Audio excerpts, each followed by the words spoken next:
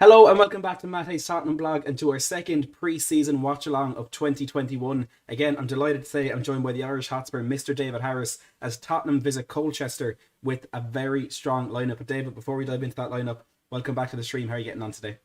No, absolutely brilliant. Look, been waiting all day for this. The last hour, I've been absolutely buzzing. I know it's only pre-season and it's sad, but look, that's the life of a Tottenham fan. I can't wait for this game to kick off. Thanks for having me again, Matt. My absolute pleasure, David. And that's it. Just all we care about is the football. We can see what we want off the pitch with transfers and things like that, but what we're actually here for is what happens on the pitch. And let's take a look at the lineup for Spurs tonight. It is Alfie Whiteman starting in goal, a back four of Cameron Carter-Vickers, Eric Dyer, Maxim Pascazzi, and Toby Amole. I would expect kind of different to the graphic that is there. I'd say Pascazzi will be in right back as he was against Leighton Orient on Saturday, with Dyer, Carter-Vickers in the middle and Amole on the left. I think this is a much more obvious 4-2-3-1 for the first half, with Oliver Skip and Harry Winks playing in the double pivot, and then Dele Alli, Stephen Bergwijn and Lucas Moura behind Heung-min Son, who starts up top. Is worth noting again, Eric Dyer is captain. David, what do you make of that lineup?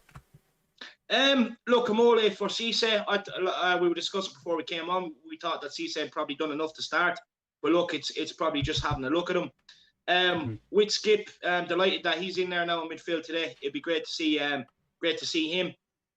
Look, Winks, Dele, Bergwijn for me. I want to see improvement from the Leighton Orient game. Lucas Moura, more of the same, please. Maybe a bit more. And Son starting again up top, which would be good. Bit harsh on Scarlett, but look, I can kind of see if you look at the bench as well. We don't have a bad bench either. So look, maybe bringing on the likes of Scarlett in the second half, and who else? Cisse. Niall John either. So it'll be interesting to see. As he learned his lesson from last week, and maybe he's trying to mix the team up with players that he knows will do the job. Yeah, and we'll just look at the bench very quickly there. We have Joshua Oluwayemi is a 20-year-old goalkeeper. So he's our backup there today. There's no Joe Hart, who of course started that game against Leighton Orient. We have Callum Ceesay, Jaffa Tanganga, Harvey White, Malachy Fagan Walcott, Jack Clark, Alfie Devine, Niall John, Brooklyn Lyons Foster, Dane Scarlett, and Troy Parrott. So I'm thinking a very similar second half, David, to what we saw against Leighton Orient, with the young players coming on and making the difference there. But as Bobby points out in the live chat, AT as well, saying it, there's no Ndombele again on that bench. You've been saying you think we're going to see the stronger teams against MK Dons, Chelsea and Arsenal. Do you think there's anything to read into from Ndombele's No, look, absence? he did say. I think it was before the Leighton Orient game or after the Leighton Orient game that some of them have been held back because he's working them hard behind the scenes. And I'd say I hope to say that is the case for Ndombele, and I think you will see him introduce maybe Arsenal, Chelsea, maybe MK Dons, but I wouldn't read too much into it. I don't think he's on the chopping block to be sold now. Yeah, I agree with you. I think there's just some players who need to get ready for the season a little bit differently, and maybe Ndombele is doing too many double sessions in training that he just can't make it out onto the pitch just yet. But good to see some more of those young players looking likely to be given their chance in the second half, and of course a few in a starting 11 there as well, with Maxim Pascazzi and Toby Amole. Before we do start our build up to the game, I just want to bring some transfer updates that we have got in the last hour or so, and the main one is from Fabrizio Romano, who has said that Pierluigi Galini has completed the first part of his medical ahead of his move to Spurs. He's going to complete the second part of that in Italy tomorrow morning, and then he will fly to London to finalise that deal to Spurs. And personal opinion, I think we could see an announcement on that one as soon as the weekend, which could very well come with Brian Gill as well. The latest on Christian Romero, there are reports coming out of Italy that he doesn't want to move to Spurs, and he could be staying with Atalanta. And it looks similar at Maxence Lacroix, who now is look set to stay at Wolfsburg as well. So maybe back to square one with those centre-back targets. Of course, the Takahiro Tomiyasu deal for quite a while now has seemed as though it is only a matter of days away, but all gone quiet on that one. I can't imagine there will be too many problems. But the imminent signings are Pierluigi Galini and Brian Gill. What do you make of that, David? Galini it's a good deal for Tottenham. Look, it's a loan for the first year, so we can bring him in, really put him behind his paces, behind the scenes, and test him, see what he's like. With Hugo Lloris having 1 year left on his contract, we don't know what he's going to do. So we have the option then to take that loan up for a second year, which then means it will trigger a 15 million buyout clause at the end of it, which means we're paying 15 million for the guy, and if he's decent, it's good, because it means as well, if Hugo Lloris does go, we have that guy to fall back on, so we're not going to be ripped off for keepers come the summer if we do need to find a number one replacement for Hugo, because we'll have a bit of a bargaining chip with saying, well, we do have this guy, so you're not going to extort us. But there is clauses in that contract that if it is, like, I think it's to do with appearances and stuff like that. So if he hits them, it means we automatically have to pay him 15 million and he's a Tottenham keeper. But I presume if he is hitting them appearances clause and everything, I presume that means his development is coming on a lot quicker than what Tottenham thought, which would probably be only a good thing. Exactly, yeah. And the appearance clause in that is if he hits 20 appearances during his loan at Spurs, then that deal will become permanent. And I imagine, like you say, if he does hit that 20 appearance mark, especially in the first season, well, then it's probably likely that he has replaced Hugo Lloris then and is a player that we need to bring in because he could be our number one choice at that point. I personally don't think that will happen, but that is the thinking behind that one. And just as well, for anyone who may not have seen just yet, the Bryan Gill deal is Eric Lamela plus €25 million going the way of Sevilla, a deal believed to be worth about £43 million because that is the release clause in Bryan Gill's contract. So Spurs there potentially valuing Eric Lamela at €18 million. Martin Mongan, good to see you in the live chat. Says evening fellas, thank you very much for tuning in. Fionn says no Niall John, unfortunate. Hopefully he gets game time in the Arsenal and Chelsea games, and that would be the biggest compliment Nuno could give to him if he does feature in those games. AT said sad that we're not going to see Sessegnon. Hopefully Reggie and Ndombele are that good. They don't need to prove anything.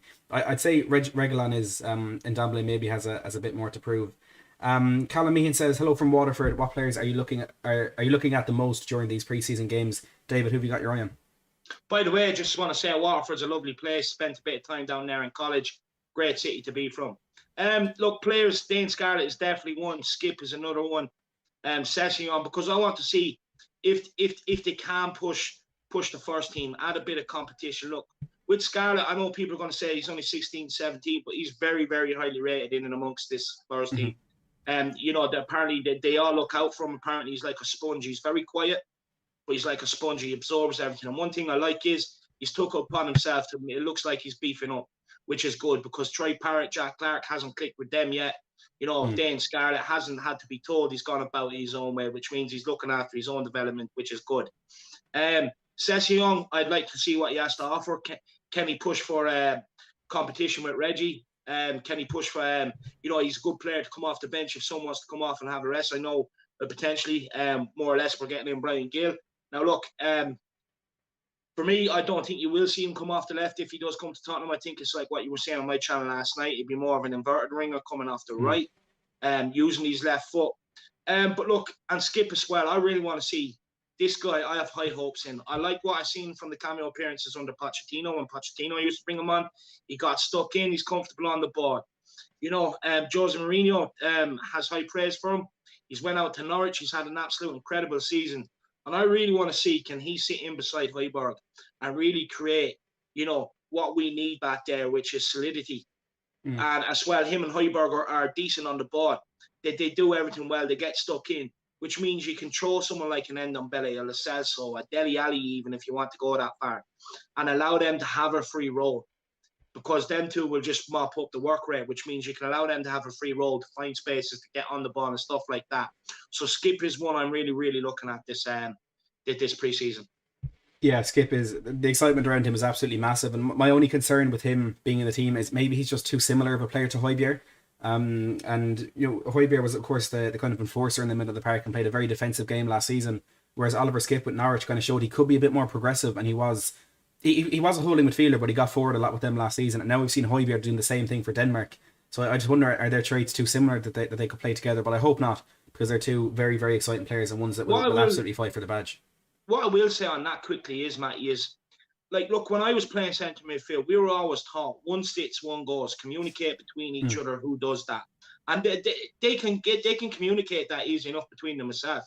If Højbjerg says, look, I fancy going, you make sure you sit in Skip, off he goes. Skip can do the same thing. So they can definitely work on that between them, I think, where one sits, one goes. So I get what you're saying. They're a bit similar, but if we can have that as our base, like, because don't forget, Pochettino used to play, holding midfielders in 4-2-3-1, and then, sometimes change it up, bringing on a more attack-minded midfield. And look, Nuno, he's not afraid to not have the ball, let's say, as well. So look, it could be something that could suit him as well with Skip and Højbjerg. And maybe if you haven't unlocked the door yet, but and you're still dominating, you can take one off and bring on a more attacking choice. Yeah, look, very good. thing is, it just creates competition, Matty. It doesn't give like the Celso and Ndombele a free run to come into the team and basically not be at the levels they're supposed to be at, because Skip would be lurking around. Yeah, absolutely. Very good points here. I think competition is something we've perhaps been lacking from our team for some time. There's a lot of players who know no matter how they play, they do end up in that starting 11 regardless. Eric Dyer, I'm looking at you, but it's good to have that competition in there. Ethelston, Callum Malin, Killian Kenny, Simon Cohen. Good to see all of you in the live chat. Bradley Coombs as well says, I really hope Nuno can get Dele back to his best and inform Dele is a dangerous Dele, and that is absolutely for sure. If he gets back to his best, he will be fantastic, but the potential for him to get back to his best at the moment. Lockman, good to see you in the live chat as well. We are on 370 watching live right now. J Bell subscribed 5 minutes ago. J Bell, thank you very, very much for that. We are on the road to 10k, and it's been a long time waiting for me to say this, but I think we're going to hit it on the stream tonight, which should be absolutely, absolutely crazy. So please do hit that subscribe button if you haven't already for more watch-alongs throughout pre-season. And of course the Tottenham Hotspur Transfer Talk series, which will be bringing you all the news and analysis you need to know about Tottenham's transfers. And do make sure to check out David's channel as well, at the Irish Hotspur, linked at the top of the description, and go show him the love that he deserves as well. Some brilliant shows coming up in the next couple of days. He deserves the support. David, Bergwijn and Lucas, they're two players who have shown quality, glimpses of quality, during their time at Spurs, but not really to the level that we would have expected and hoped for when we did sign them. Which one of them do you think may have a better season ahead? Look, I can only go back off what I've seen since the boat arrived at Tottenham. I would go Lucas. For me, look, ever since he's been moved more into a central role, I think it's been genius. I've explained this all last season. When you put him out on one of the wide positions, it's very easy with a player who likes to get on the ball and dribble, just to show him down the line and basically not let him do anything, crowd him out. But with playing him in the middle, he can go left, he can go right, and he picks up a lot of free kicks for Tottenham. Now, that's a good thing, but now we need someone who can actually step up and take these free kicks, because we can put pressure on teams with free kicks and stuff like that. So we need someone now who can really step up, take the free kicks, but also, start learning to attack these set pieces, because too many times last season, we didn't attack corners or free kicks and stuff like that, and it was big bugbear of mine, especially defensively as well. We were caught out from it. So, look, I do think Lucas, for me, I think probably will have the better season. But look, with Bergwijn, don't get me wrong, I'm not hating on Bergwijn. I actually like the guy. I just want to see more of him. I'm just fed up with all this potential and all this sort of stuff. I just, you know me, Matt, I've had enough of it last season with all this paper talking. I just want to see actions on the pitch, and that's what I'm going to judge everything on, not social media, not what's they're coming out saying in the paper, anything else like that. Actions on the pitch. For me, against Leyton Orient, he should be blown by some of them players. Should be knocking the ball by them and blowing. He didn't do it. And for me, that was disappointing. But look, hopefully he has a good game today. Hopefully he turns it around. He's going to be with us all season, so I want the guy to turn it around. I want him to perform, because he is going to be with us all season. I want players here that will perform. So, look, hopefully he does it. And as well, just quickly, look, on the big push for 10k for Matty, look, this is a guy, who doesn't back himself enough, doesn't understand how good he really is at what he does, and he doesn't have enough faith in himself at times. And what I'd say is, he's kept going, he's kept plowing through. And guys, we all know how talented he is. I said to him ages ago, he's going to hit 10k before the start of the season, and let's make it happen. The guy's incredibly talented. He's going to go from here to Sky Sports. So you want to be a part of that journey. Make sure you do smash that subscribe, and let's get to the 10k and show Matty that he should back himself and he should believe in himself 10 times more than what he does. Thanks for those kind words, David. I always appreciate those. Make sure to subscribe. He's right. Russ Vernon, good to see you in the live chat as always. And David, on the point of those players who as well, LOI Whelan and Maggie Juicy, thank you very much for subscribing. On the point of those players that need to prove things, Fabio Paratici is in attendance at Colchester tonight, and Alistair Gold has put out some photos. I'm showing one of them on stream there. I know you can't see it, David, but he's standing on the sideline. He's on the phone. He's got the headphones in. And Alistair Gold said he's constantly on his phone, assuming he's going to be getting those deals done. Do you think he's at these games to try and see which players he actually needs to ship out? Oh, 100%. 100%. Look, it's not only going to be at the game, it'll be in and around the dressing room, see what players are, acting the bollocks in the dressing room and stuff like that. So, yeah, 100%. He's here getting a closer eye on things, really looking at this squad, really seeing what we do need, where he can improve it. And it's only good things for me that he is here, because with him being in charge of recruitment and stuff like that, he should be here at these games. He should be keeping an eye on what's going on. He should be saying, look, we need this, this, and this. We have to do it, end of. And so for me, I think it's a good thing. And I bet you Ali Gold is hanging around him with a little chubby, trying to get every little last bit of transfer update on him. He's probably going to sit beside him and take screenshots of his phone over his shoulder. Every little bit of gossip about the guy. I hope he does get a few of those exclusives. Sure, thank you very much for tuning in. Govan here with the £2 super chat. Govan, thanks a million for that. We do appreciate it. Says, I'm genuinely scared Lamella will fail his medical. There's a possibility for that happening. I don't think it's likely. I mean, you've seen worse players. I mean, William passed his medical at Arsenal, and if that man can pass a medical, I think anybody can. But have you any fears that the deal on Lamella's side may fall through on that Brian Gill one? No, look, unless he has memories of his dog at the airport and decides not to get on the airplane, then no, he should get there. I can't see him failing his medical. Look, this whole thing with failing medicals, it's only really a serious injury that stops you out. Look, like I said, we've all listened to managers, players talk about things before. They can bend medicals and get them in if they really want them. Yeah, there's not many players I've actually heard of failing medicals. I think Nabil Fekir, when he was supposed to go to Liverpool a couple of years back, that I think he failed his medical there and ended up going to Real Betis. But aside from that, it doesn't happen very often. He looked up Liverpool on Google Maps and was like, I ain't moving there. Look to stay at that place. I'm sure people do that with Limerick as well, but look, I digress. We're about 12 minutes out here from kickoff. People asking where can you watch the game? You can watch it on Tottenham's website. I've been trying to get into it here, but it looks like there may be some problems with it again. Have you had any luck, David? Yeah, I'm on it. Just go into the group chat on Twitter and go to the one that was put in by Kirst. Just click on that. Kirst, an absolute legend. Thank you very much. I'll go in there. And I'll get that up so we thankfully have a game to watch on the watch along tonight. That's always a positive way to go. Are we going to do score predictions, David? Do you want to do one? Yeah, I went big last week, got disappointed, but I'm going big again today. I'm going to go 4-0 Tottenham. Look, Sonny's back, Lucas is in there. I expect to see more from Dele, Bergwijn and Winks. Skip is in there as well. So yeah, look, I'm going to go 4-0. I do think we'll unlock the door here a couple of times today. I'm going to be a bit more pragmatic about it and remember that we're probably going to be playing a youth team in the second half. So I think Colchester might get one or two.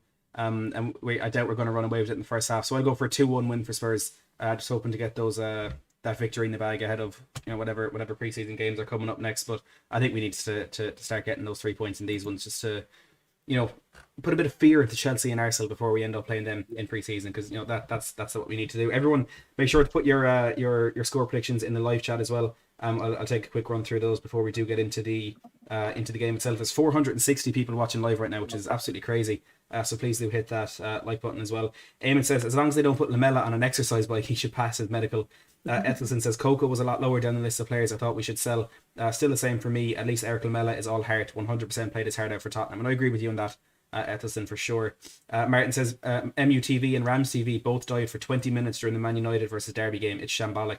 I don't know how these Premier League clubs can't put together streams that actually work. Spurs, United, I know there's been a few other Premier League clubs have had issues with that. It really is. It's beyond belief, but it just goes to show the shambles of clubs. Didn't have that problem when they got Daniel Levy's video out, did they? They certainly didn't. That was out there ahead of time. They got that done so quickly. Let's see what else we have in the comments. Brian Ireland, good to see you tuning in. Hope you're keeping well. 92 Flamethrower says Brian Gill is at the Olympics, so when do you think the deal will be completed? I think this is one that could be done within a day or two, to be honest. Flamethrower, I know the Olympics are in a bit of doubt at the moment, but I think this is one that could be done very, very quickly. Ole Gunnar Solskjaer, good to see you in the live chat. Hopefully you're the real one. Junior Richards as well, good to see you. Eamon says a cup and top four would be a fantastic season. I would do anything for a cup and top four right now, David. Would you? Yeah, bite your hand off for it. I'd take it now. Just, let's fast forward straight to the end of the season so we can have another positive summer. No, look, 100%. Look, my expectations for this season, look, I always believe we should go into every season looking to win the league, right? I believe even if you're the shittest team in the league, you should have that mentality. Realistically, I would take top six and a cup final or AKA trophy. I really would. Conference League, Carabao Cup, couldn't care how it comes. I will celebrate them like it's winning the Champions League. I will as well. That's the worst part about being a Spurs fan. Winning any trophy feels like the most exceptional thing there. A few people saying the stream isn't working. I've dropped the link. I can't drop the link at the moment because it's actually not working for me either. But hopefully we will get in before kickoff, and if I don't, at least David will be there to run us through in the commentary. Some score predictions. Rune LB says 4-1 Spurs. We got a 7-0 Spurs. Joe says 3-1 Tottenham. Sonia says 8-2 Tottenham as well. A lot of optimism in there. Fix NBA says 5-1. Sonny with the brace. Scarlett, Niall John, and Skippy. Who are you expecting to get in the score sheet today, Dave? I definitely I want to see one maybe a brace from Son today. I would like to see one of Bergwijn or Dele Alli score. Give them a bit of confidence. And I think you might see one from one of the defenders today. One of the Joe, what I'd love a Maxim Pascazzi goal. Yeah. To see him get on the score sheet, to see any of the young players getting the score sheet will be incredible. And after that performance he put in against Leyton Orient, I think he definitely deserved to get himself on the score sheet. And I'd love to see it happen, to be honest. Any other players, of course, Amole and Carter Vickers in the starting 11 as well. Would be nice to see them get in there. Aaron Hitesh. Kai, thank you very much for subscribing. I do appreciate it. Let's see what people are saying in the live chat. Gogama says the link is on Spurs Twitter to watch live. So if you can't get in, head over to the Spurs Twitter, and hopefully you'll be able to get in through there. Steve as well, just head over to the Spurs Twitter, and the link will be there. As Gogama said. Chris says Daniel Levy not paid the internet bill. Would that surprise any of us? Let's be perfectly honest. It really wouldn't. My streams after stalling. Oh, here we go again. Here we go again. Spurs can't even get a stream together. I'm going to try and get in here. Hopefully we will get in before kickoff, but this is a nightmare. Again, it's Spurs. I mean, I probably should have expected it, to be honest. They couldn't do it for the last game. I don't see what they do for this one. It won't even let me log in. Oh wait, here we go. Guys, make sure you sign up to Levy Wi-Fi. $1.99 a month for promising you games that you'll never be able to watch. Oh, this club is full of empty promises, isn't it? I'm actually in fine now. I have my stream up here, okay. Let's hope it stays that way. Robert Holloway, we got a new channel member. Robert, thank you very, very much for joining the championship membership. I really, really do appreciate it. We will have some more member call-in shows over the next couple of weeks as the transfer window really begins to heat up. So do make sure to tune into one of those. I mean, I'll get to have a chat with you about Spurs and the transfers we're bringing in. Robert as well says 15-1 to Spurs. Well, look, we'd enjoy that one. That would definitely make for an exciting live stream. But I can't say Robert's having a right night tonight. 15-1 channel membership. Everyone wants to be Robert tonight. Oh, absolutely. Ryan, that little big man says, come on, you Spurs. I appreciate you tuning in, Ryan. I appreciate the support as well. Let's hope we get a few good performances tonight. Mark Lamb says, Matt, what are your thoughts on Winks being for sale? I think it's something that's been coming for a long time, and it's probably the way things needed to go with this. And it's never nice to see a player who came through your youth academy and a player who is a Spurs fan. It's never nice to see things not work out for them. But I just think Winks hasn't done enough, and it's not confirmed yet that he's been put on the transfer list. I know there have been a few reports, but maybe we need to look at him being in the starting 11 tonight. Maybe he is in the shop window, as David said ahead of that game against Leyton Orient. Gogam up to 5001 says, hi Matt and David, I hope Son will score today. Thank you so much for the super chat, and I hope Son scores today as well, because we're waiting to see that new contract announcement. He's come back into training. He's looking fit, he's looking raring to go. He's doing some dances on the training ground with Lucas Moura, so maybe we'll get to see one or two of those on the pitch tonight. Aaron says, do we know much about Amole? I can't say I do. I know he came on against Leyton Orient and he was quite decent, but I can't sit here and pretend I know him like the back of my hand. We have Tony Young saying, I reported it last time and they told me no one else had any problems getting on. Well, that's the biggest sort of crap, because I know everybody had the problems getting onto the Spurs side. Stuart says, hi guys, do we have a jingle for David now that Matt has his? I'm thinking something like the Baron Knights flat cap and his clogs, showing my age now. Well, I can't tell you I know what that is, Stuart, but we'll have to come up with a jingle for David. Seth, the link is on the Spurs Twitter if you want to head over there and see if you can get in there. David, I'm sure we know what you're going to say, but what are your thoughts on Harry Winks being put in the transfer list? Bye. No, in all seriousness, right? Look, everyone knows my thoughts. I'm clipping that later. I'm not going to get into it. I'm not going to tear him down anymore. He's just not good enough, and I shouldn't really let someone that's not good enough irritate me the way he does. So for me, look, he's tried, he's given it his all. His best just isn't enough. Simple as goodbye. Thanks for your service. You're a Tottenham lad. Hope your career goes well, but bye. Just not with Spurs. Yeah, no, it's upsetting, but I'm definitely clipping that bit of you just going by. That's going on Twitter. James Watson, good to see you in the live chat. Thanks for tuning in. Paul says, anyone know what has happened to Sirkin? I'm not sure, to be honest. I was kind of hoping to see a bit of him in pre-season, but nothing yet. Maybe we will see him in the later games. Oliver Skip has been speaking pre-game, and he said, "I'm Nuno Espirito Santo. I think that it's been clear in what he wants, and he's very decisive. And as a player, that's all you could ask for. I've been really, really impressed so far." And there have been a lot of kind words said about the manager by the new players, including Jaffa Tanganga as well. We're hoping Skip and Tanganga, two players who could benefit from Nuno's coaching this season. Paul says, "Big up, lads. Can't wait to see Skippy play today." Do you think we're going to see a proper Højbjerg style performance from Skip today, David?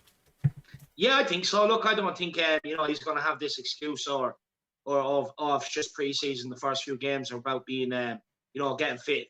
Yeah, it's about getting fit for players that don't have a point to prove. With this guy, he just looks like the guy that's always ready. He knows, coming into pre-season, it's his time to put a marker down and get himself in and around the first team instead of being loaned out. I believe that decision was made a while ago. As soon as you seen Billy Gilmore go to Norwich, you knew Skip was staying at Tottenham. So for me, look, the difference between Skip and Winks, right, is that Skip has that bit of nasty side to him, that competitive edge. Winks just doesn't have. He's just too nice. I would love to play against Winks week in, week out. He's too nice. Skip has that nasty edge, which you need to cut it at the top level. You don't have to be the best technician. Like, look, Skip, Højbjerg, they're not the best technicians, but one thing they are is good at everything. They can do everything well. Winks lacks the aggressiveness, the tackling side to his game, the industrialness, which Ollie Skip has. And that's why I think he'll go further than what Harry Winks will with this Tottenham team. And I'm super excited for this kid. I really can't wait to see what he has to offer. And I do think he'll hit the ground running. Yeah, I hope he does. There's a lot of excitement around him, and for young players, a lot of the time that can be difficult to live up to. But I don't see any reason why he won't carry on the form he showed at Norwich last season, and fully transform himself into a Premier League player. Because it's easy to forget he was playing in our team a couple of years back. I think it was Pochettino's last year at the club. He was getting in that midfield quite consistently, and let's hope he can keep a place in there. Joe Thurgood says, "Hi Matt and David, have had no internet since Friday, so had to miss the late Norwich game, but I'm back for this one." Well, Joe, I'll be honest, you didn't really miss all that much in that late Norwich game, but good to see you in the live chat here again today. I hope you enjoy the game and the stream. So we are about a minute out now from kickoff. Are you in your stream, Dave? Did you get in? Yeah, I'm in, but it's after freezing again. Whatever's going on, I'll be back in a minute. Oh, I hope it does come back. Eric Dyer, of course, captaining Spurs again, is up with the referee doing a coin toss ahead of this one. It's Smith, the captain of Colchester, and I will just run through the Colchester 11 really quickly again, if it means anything to anybody. I'm not quite sure that it will, but you never know. So Colchester start with Shamal George in goal, and then Ryan Clampin, Luke Chambers, Tommy Smith, Brendan Wiradu, Luke Hannant, Cole Skews, Frank Nubley, Alan Judge, Freddie Sears, and Tom Eastman. And on the bench they got Collins, Welchhays, Kennedy, Chamadeu, Poku, Cox, Thomas, Cornish, Beadle, and two Troilus there. So they're seeing this one as a good game to test a few of their potential new players, but I don't think they'll have much joy if they do get on the pitch. But we are looking set to kick off here in this one. I think it's Spurs who are going to kick us off, kicking from left to right, and hopefully it will be a bit of an exciting game. It's actually Colchester kicking us off here tonight. People saying they're still having problems with the website. It's Daniel Levy internet, as David said. You can't really expect anything different. Trevor Kane says, "Good evening, Matt and Dave. Nuno seems a fair manager. Do you believe he was giving everyone a chance before players leave? Do you want a link from Port Rush?" Well, we're in now, Trevor. We got it. Thank you very much. But yeah, maybe he's given a few players a chance. As much as it could be putting them in a shop window, maybe he's just giving them an opportunity to prove themselves. But with a few names in there, you're hoping that's not the case. But we are underway here. Colchester pressing high up the pitch very, very early on. But it's out for a throw in here on this right hand side that Maxime Pascazzi is going to take. So it does look like Pascazzi is out on the right hand side. Then Carter Vickers right centre back, Eric Dyer left centre back, and Toby Amole playing on the left hand side. And chance here for Spurs to get forward with Stephen Bergwijn breaking through the middle of the park. But he just held up a little bit there by those Colchester players. Out on the left to Dele Alli, and into the middle of the park to Harry Winks, and Colchester getting a lot of numbers behind the ball straight away. Dave, could this be a three at the back? With Amole, Dyer, and Carter Vickers? I was thinking that Cameron Carter Vickers, Dyer, and Amole as the three at the back. Pascazzi on the right, but who down the left? It's hard to see who'll be playing down the left hand side. Yeah, it could be a bit of that kind of unbalanced back four that we played with Jose Mourinho, to be honest, because Pascazzi straight away they're getting really, really far forward, and Amole looking to be a bit more a bit more pragmatic, but it is a free kick here for Spurs out on the right hand side, about 40 yards out from goal. I think David's Oh! ahead of me. I think David streams it ahead of me. I don't know how. Neither do I, to be honest. I just learned to not ask questions. It was Frank Nouble who absolutely clattered Lucas Moura, and Son here is going to take this free kick. Let's see what happens. What got David so excited? Oh, straight through to the back post. Dele Alli, what have you done? And Tommy Smith manages to bundle it behind for a corner. I've no idea. I just refreshed my stream to try and get it closer to live, and it's gone backwards. So I'm not quite sure what the what the story is there. Let's see if this helps. Dyer with a header over the bar from the resulting corner. He should have scored that. What an absolute moon boots. He should have buried that. He really should have buried that on the head, 6 yards out, and he puts it over the bar. Typical Eric Dyer, huh? I've now lost my stream completely, which is fun. I think we're back. Just go into the one I was telling you about in the group chat. Yeah, no, I have it back here. I just don't know why it's so far behind. What time's on your clock? 30. Oh, you're 20 seconds ahead of me. Oh, how's that happen then? Pause it. I wonder will that work. Oh, you're a hero. Let me know what time you pause it on, and I'll tell you when to press play. I'm on 2 minutes 36 pause. Okay, we got 15 seconds. It's going to be an awkward 15 seconds, but we'll wait. Spurs TV just always calling us problems. Tell me when to go. In 3, 2, 1, play. Perfect. Carter Vickers just winning a header. Colchester possession left hand side. Perfect. We've got it. No, it's bumped me up to 2 minutes 54. Colchester keeper has the ball. Oh no. So that didn't work. We're screwed. Oh no, yeah, no, I'm about 3 seconds behind you. That'll do. Keeper just lobbed the ball up the pitch and Spurs very quickly getting it back in possession. What's Mole done? Oh. No, Bergwijn, you shouldn't. Poor pass, you should be making that to Sonny. He should. Colchester looking to get a bit of possession straight away, just put it right up the pitch and easy for Spurs to get back on the ball. And here's Harry Winks down the middle of the park to skip. Carter Vickers, great ball out to Pascozzi, and they're working that quite well in there. Definitely a very clear 4-2-3-1 this time round, as opposed to that 4-1-4-1 we saw in the first half against Leyton Orient. So Nuno trying out a load of different systems here, David. Do you think we need to pay attention to the fact that they're all four at the back? Yeah, look, when me and Jack done a stream all about Nuno, I did say that I do think he will go four at the back for the likes of the smaller teams and try and be as attacking as he can. And against the bigger teams, I do think you'll see it switch to a back five, to try and get the result, which has worked for him against the likes of City now before at Wolves. So, yeah, I do think majority of the season will be a back four. But look, with a manager nowadays, especially unless you're the likes of City, Chelsea, you have the players that you can just play the same style every week. You have to be flexible now with your tactics, and it's a good sign. But I do think back four seems to be his favourite, and he did switch to that at Wolves last year as well. So, look, injuries and that, but he switched before the injuries, which was interesting. But yeah, look, I think it'll be a back four mostly, and then big games be a back five. Yeah, it's very possible. I know we definitely do have the players. Oh, what's he done? I'm banning someone from the chat. What's wrong with this guy? Oh, Eric Dyer, man, he's a free header 8 yards out, and he absolutely fires it wide. Captain's armband on, he's certainly not acting like it. It's another very good delivery, and to be fair, Dyer manages to find a bit of space off his man, and you have to hit the target there. I mean, if you hit the target, if you hit the target there and the keeper saves it, grand, all well and good. But the fact that he's missed the target there, is just not good enough. But look, what we've come to expect it from Eric Dyer. He himself just isn't good enough. Shamus says Dyer is hopeless. He certainly is. Christopher says I'm just glad Skippy is playing today. Look, lads, anyone who's spamming into the chat to drop the link, you are going to get banned. It's as simple as that. So you can spam all you want, but you will be banned from the channel. Everyone go over to Tottenham TV. Go over to not Tottenham TV, TottenhamHotspur.com. That's the one. And then go to the TV section, and the link is up there. It's on the Tottenham website, Tottenham Hotspur website. They've also linked it on their Twitter. If you want to go and check it there, I think it's their third last tweet. So do make sure to go and check that out. It's very accessible for everybody. Tony Young says it should be 2-0, and it should. It really should. Not good enough from Eric Dyer. We are 12 subscribers away from 10,000. 12 subscribers away. I see how many people are watching right now. We've got 373 watching. If there's 12 of you who haven't yet subscribed, please do and help us get to that incredible landmark live on stream here tonight. I would honestly, I can't tell you how much I would appreciate it. So please help a young Irish kid out and get us to that 10k. Is Colchester in possession here, looking to get up the pitch. Clampin getting past Piscozzi with a bit of ease. Good ball in from Clampin when it's cleared at the back post, out for a corner by Toby Amole. And a first chance here for Colchester to test this. Yeah, he may have. I don't know if he got a call from Whiteman or if he was just a bit nervous about what could be coming in behind him. But Piscozzi, he's off the ball very easy by Clampin there, the left-hand side. Yeah. And it's a surprise because he looked, he was well able for against Leyton Orient.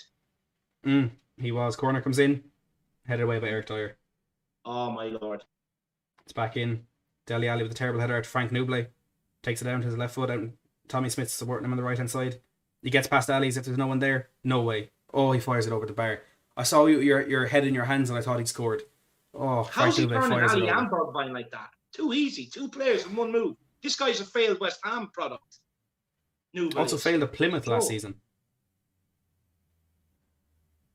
That was way too easy. He took way too much out of that ball. The fact that he still managed to get that shot off from such a good position is concerning, to say the least. Here's Piscozzi on the right hand side, closed down by Clampin again. Tries to play the ball into Lucas, but it's easily won back by Colchester. With a good challenge there from Lucas to stop Smith from getting forward. What do you made of the opening 10 minutes, David? Look, being positive, we could be 2-0 up by now. So look, I'd like to see a bit more cutting edge going forward, but like I said, look, we could have been 2-0 up from 2 set pieces. So look, it's a good start. It's a good start. We're in space here. Dele Alli. Oh, poor pass out to Stevie B. Poor pass, unlucky. Played forward, tried something, but it should have been a better ball. Yeah, he's just underhit that one a lot. You seem to be getting further and further ahead of me. I don't know what's going on here. I'm on 8 minutes, 12 seconds now. 13, 14, 15. Yeah, you're about 8 seconds ahead of me. Let's see if I can... I don't know what's happening now. Oh, Spurs is happening, David, that's what. There's probably someone sitting there with the game only starting, lad. Wondering why kickoff's been delayed by 10 minutes.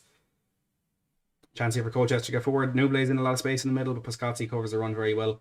And Alan Judge is pulled down rather cynically by Toby Amole. It's a free kick here for Colchester, just inside the Spurs half. Music MD says, I hope we get 10k. I certainly do as well. We have done it. Come on. We have done it. We have hit 10,000 subscribers. Yes. Oh, that is absolutely crazy to see that number sitting there. Congratulations, man. Thank you, David. It honestly would not have been possible without you. No, lad. Like I said, I love coming on here, lad. You're the one that puts all the work in behind the scenes, the hard work, put everything together, and it's fully deserved, man. You're cracking the big time now, baby. That is such a huge number. That is such a huge number. I can't even comprehend that. I could only dream of it. Honestly, everyone, I mean this from the bottom of my heart. Thank you so much for the support on the channel, because without every single one of you, 10,000, stuff like this would not be possible. So I really do appreciate everybody who's hit that subscribe button, everyone who likes, who watches, who comments, absolutely any interaction with the channel. Thank you so much for all of it. And you're the reason I'm here sitting at 10k tonight. Watching Spurs probably going to lose to Colchester could put a bit of a dampener on it. But it's a crazy number nonetheless. My God. Yeah. Look, I just want to say to everybody, like, don't underestimate your importance in getting 90 to 10k. Because I'll be honest with you, this is just my feeling. Us people who do the YouTube, we're nothing without you guys, the followers. Absolutely nothing. We'd have nobody like tuning in. It'd be demoralizing and everything. So don't ever underestimate the part you play. So big up every single one of you out there. Big up. Absolutely. Luke's had a bit of a half chance there, shot from the edge of the box. Saved rather comfortably in the end by Shamal George, but David is absolutely spot on. It really wouldn't be possible without you. But look, let's get back to the game. Enough of me and my emotions. Let's get back to this one and see if Spurs can manage to pull this away from Colchester. As Shamal George lumps the ball up the pitch. We're in. Toby Amole. Oh, Stevie B's in. He squares it to Sonny. And it's 1-0. There you go. Come on, you Spurs. That's it. Let's have it. Good man, Sonny. Yeah, it's a decent finish in the end by Son. Is that unselfishness or a lack of confidence there from Bergwijn? He's in 1-on-1 there after a very good ball through, and he squares it across to Son. I think lack of confidence, even if you look at his first touch when he was playing in, it was a bit of a replica against the goal with Leyton Orient. The ball played into Lucas Moura. Lucas Moura plays the ball through to Bergwijn. Bergwijn's first touch was a bit shaky. I don't know. Lack of confidence or unselfishness. Don't know. Good question. Good question. But who cares? We got the goal. Exactly. That's all that matters. Good to see Heung-min Son back on the score sheet in his first game in pre-season, and I better update that scoreboard because I forgot to do it last time. And then Lucas someone in the live Moura, chat 2 was giving out to me. assists, exactly identical, playing in that middle role, getting the ball. First time pass. He's done it with Dan Scarlett against Leyton Orient. Maybe that could be a thing we might come to see this season. Yeah, maybe. We gotta have a pretend there's something positive to look forward to. What I see happening is when we do get the ball, Lucas Moura is actually coming in off the right and going more or less into the middle. And Pascozzi is getting on down the right, which is providing a width down the right. So that could be an interesting thing to look out for here, Matty. Yeah, no, definitely could. I'm getting distracted here by looking at the 10,000. Yeah, no, I agree with you on that one. Goguma with another super chat says, very happy to see Heung-min Son scoring. Goguma, thanks again for the super chat, and I'm delighted that you got to see Son score. And a good team goal it was as well. And like David said, not the first one we've seen in this pre-season so far. Let's hope there's a few more on the cards tonight. It's Lucas Fine skip, and it's fed across to the left to Eric Dyer. Here's Toby Amole in possession of the left. Colchester not really pressing as much as they were in the opening couple of minutes. Harry Winks getting possession in the middle of the park, and he doesn't even touch the ball. It's passed into him, he lets it run through his legs, and Frank Nouble picks it up with absolute ease, and Colchester now back in possession as Wiradou plays it back to Smith, and here's Hughes in the middle of the park. That Winks lad is just useless, isn't he? Wiradou trying some fancy feet. Lucas gets a challenge in. That's good strike by Carter Vickers to win it back off Nouble. Skip plays it into Stephen Bergwijn. He's got runners ahead of him, Son to the right, Dele Alli making it up on the left. Bergwijn takes it outside the defender to the left, forces himself wide. Good ball back to Dele Alli with the back heel. Alli into Son. Oh, it's a poor touch, and Wiradou does well to take it off him and drive it up the pitch. What have you made of Dele Alli's start? Yeah, look, I think he's been lively enough. Look, it's his end product which has kind of been a bit disappointing, but he's getting involved in the game a lot more than what he was last week. So it can only mean a good thing so far. But look, let's not judge him off 13 minutes. Let's judge him off however long he's on the pitch. Absolutely. Some making some great runs. Yeah, I mean, you'd expect it from him, but he's fit and firing. There's no sign of a bit of a pre-season belly on him like certain wingers in North London. He looks like he's well able to go. And do you know what? That's he takes a shot there from a tight angle, and the keeper blatantly puts it out for a corner. I think they tried to give a goal kick initially, but it is a corner now for Spurs. Son on the right hand side to take it. Let's hope it doesn't end up in Eric Dyer's head, because we'd like to see this one end up in the back of the net, to be honest. Oh, goal! I think it's ended up in the back of the net. Lucas Moura. It's Lucas Moura from the corner kick. Son puts it in. Lucas gets across his man, gets across everybody, rises the highest, gets his head on, and what a goal! Come on, 2-0 Tottenham. Let's fucking have it. We're back, baby. We're back. I know it's really similar. I don't care. It's a win. It's a win nonetheless. It's a header that's very similar to that one that he scored against Manchester City a few years back. Remember, he came off the bench in that 2-2 with the Etihad. We've got a super chat here from Martin with the 1099 says, congrats man, treat yourself to an 8-pack of cans, hashtag Matt Hayes 10k. Martin, thank you so much, and you're someone who I owe a massive thanks to. You show me so much support on this channel all throughout since the very start, and you've been on the channel yourself as well, Martin, so I really do appreciate it. Thank you so much for that. It does mean a lot. That's the United fan, yeah? United fan, yeah. Yeah, I like that guy. I like Martin. I like Martin. He's a good guy. He's one of the few United fans that actually talk sense. Oh, absolutely, yeah. He's one of the few United fans that actually talk sense. Fans, you can deal with Martin. Oh, absolutely. Christopher there saying as well, flashback to that Man City goal. Almost a carbon copy of that one, but Colchester getting forward here, and it's cleared away in the end, and out for a throw-in for Colchester on the left hand side about midway through the half, as Freddie Sears was looking to find some space on the front foot. But Spurs are comfortable, 2-0 after just 15 minutes. It's going to be, I think, a bit of an easier ride than that one against Leyton Orient on Saturdays. Frank Nouble tries the back heel, but it's poor and it's given away to Pascozzi. Oh, that's a penalty, ref. You better give that. No, he's not going to give it pre-season. He's not going to give it. No, he should have. Bergwijn blistering pace down the right. Fair play to me. Looks a lot sharper this game. Oh, that's cuts inside. Stonewall. Luke Shannon absolutely hacks him. That's a stonewall penalty. Bergwijn can't believe it wasn't given. Yeah, pre-season. Giving Colchester a bit of a chance, I'd say. But no, look, we're looking good. We're sharp off the bat today, which is good. we looked a bit lackluster against against Leyton Orient, but today we started well. And Freddie Sears, he's another ex-West Ham product. You know, what's going on here? What's this? West Ham United's, 2013 under-18s team. This is a joke. Probably is the only youth products they've ever had that got into professional football. Stephen Live Chat says, congrats on 10k, Matt, so deserved, and you're destined for great things. Steve, thank you so much for that. I really do appreciate it. Another massive supporter of the channel. Thank you very, very much for all you do, modding in the chat, and of course your support and your comments and all that. It is really appreciated. I'm honestly just sitting here. I'm watching just the number 10,000 more than I'm watching the game at this stage. It is absolutely crazy. I mean, anyway, here's Lucas on the right hand side. Terms Tommy Smith very well, feeds it into Son. Now he goes backwards. It's Dele Alli on the left hand side, who again seems to be playing a bit deeper than you'd expect of him. Dele Alli into Son. Here's Lucas. Son again. Ali makes a run through, as does Lucas, but Son's ball is cut out. Weirdo back to the centre half, and they're going to get away here with Ryan Clampin. Always under a bit of pressure. Don't know what he's trying to do there. Plays it off for Scotsy and is out for a goal kick.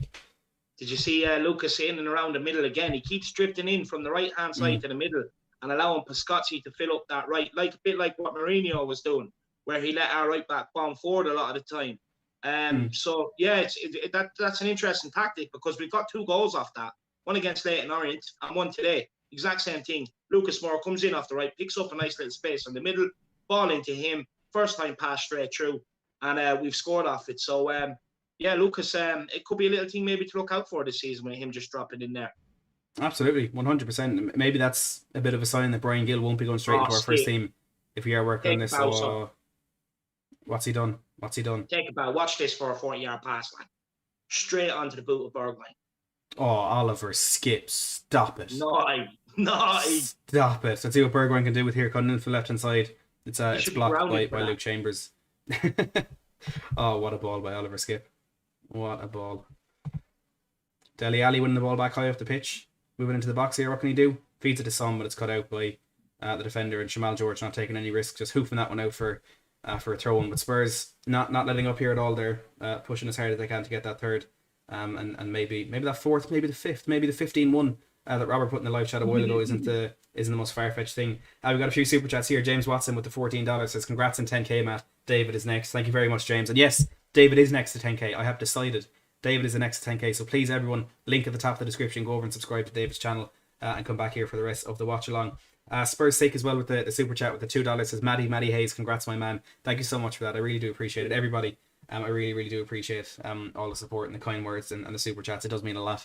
I got 10k as well, if anyone didn't know. I'm currently enjoying that as well. What they done to my stream? Is it gone?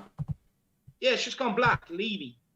You know, oh, mine's gone as well. Not cut off. The better not have just cut off. Oh, we're back again. Good. Oh my god.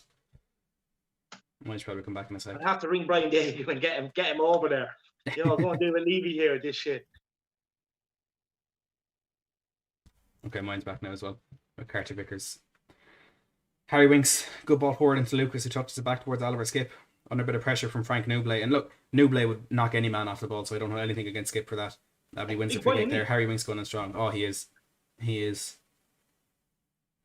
at Plymouth last season in the League One. I think he left them in January.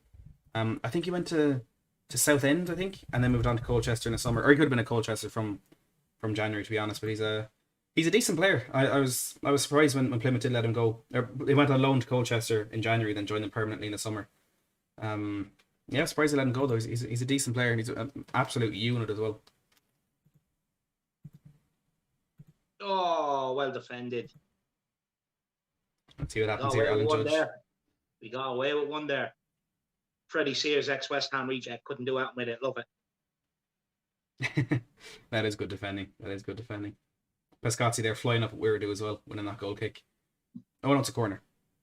Could have got hurt in that challenge with Pascozzi, but absolutely no fear there, flying into that one. Yeah, look, fair play to him because that's easy a clash of heads there. So fair play.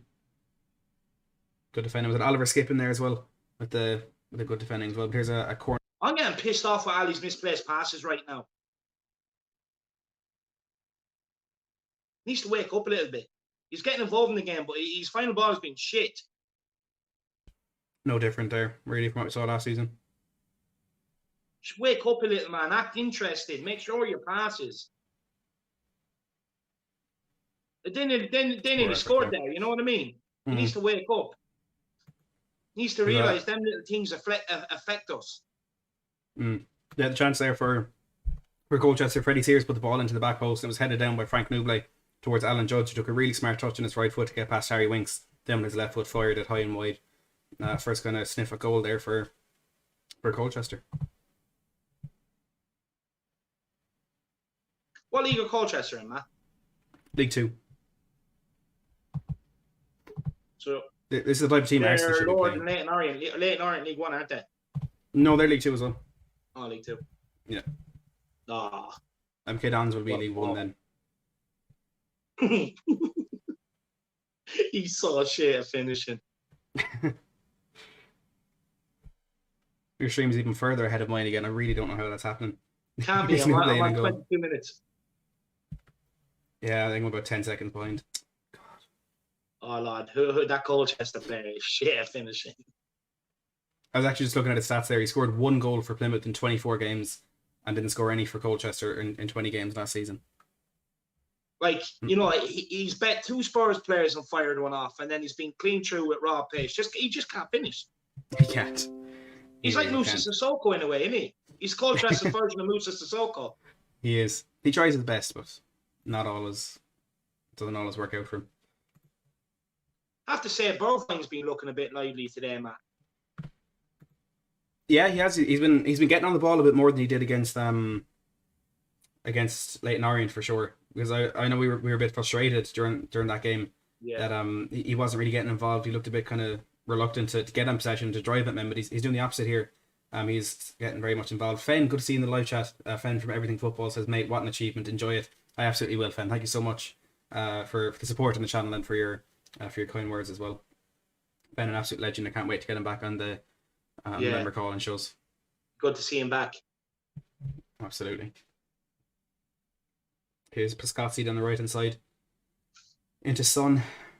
We don't really look to have an out and out striker. There seems to be the 4 of them. Or I suppose Bergwijn is really sticking out left, but between Son, Lucas, and Ali, they're always kind of interchanging, and whoever shows up is the one who will take the chance or whatever, which is interesting to see. Yeah. That's it, Skip. That's what I like to see. Good harassment. Wouldn't even get charged for that in court. It was that good. Let's go. It's a crime unless you do it right. No, it is good from Skip, for sure. He's just right up his ass, you know. He's not fouling him either. It's very easy to foul him there. We see it time and time again.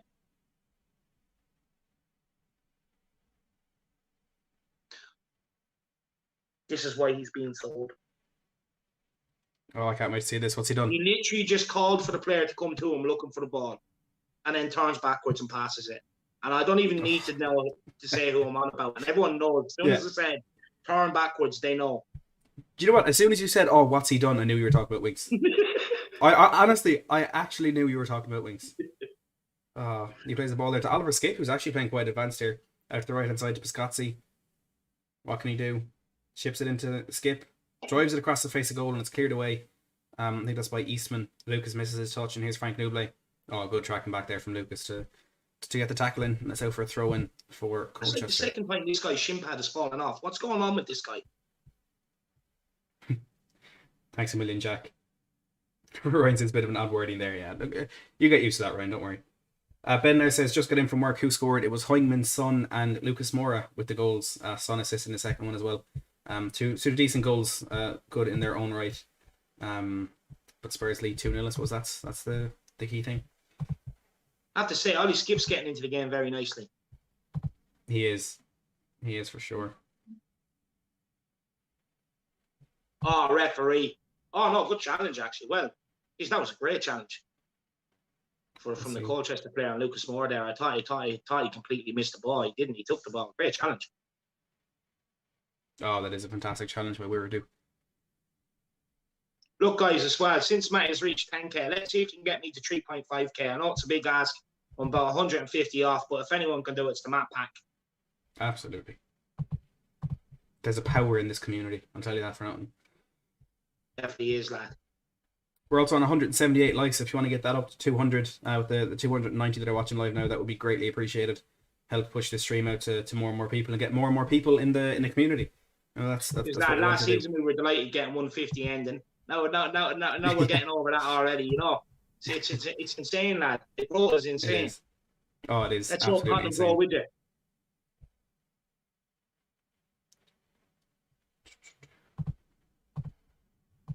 I've so many different tabs open here trying to keep track of different things. I keep forgetting about the game. Here's a free kick for Colchester. It's like Alan Judd who's standing over it. Feeds it out the left hand side to Clampin, puts it into the box. A few touches on the way through, and in the end, is that? I'm not quite sure who gets the shot off, but it's blocked by Dyer and comes back off the attacker. I think it was. Yeah, it is Smith.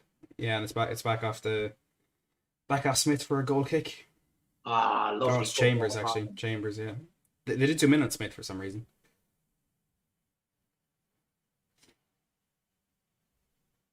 I'll tell you what I do like about Pascozzi. He's fairly calm under pressure, isn't he?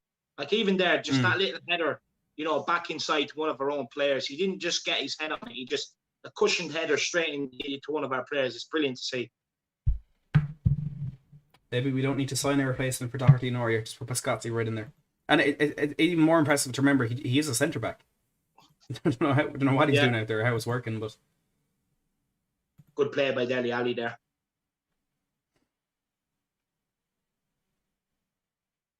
He just looks like a Wobie when he runs with the ball. It kills me.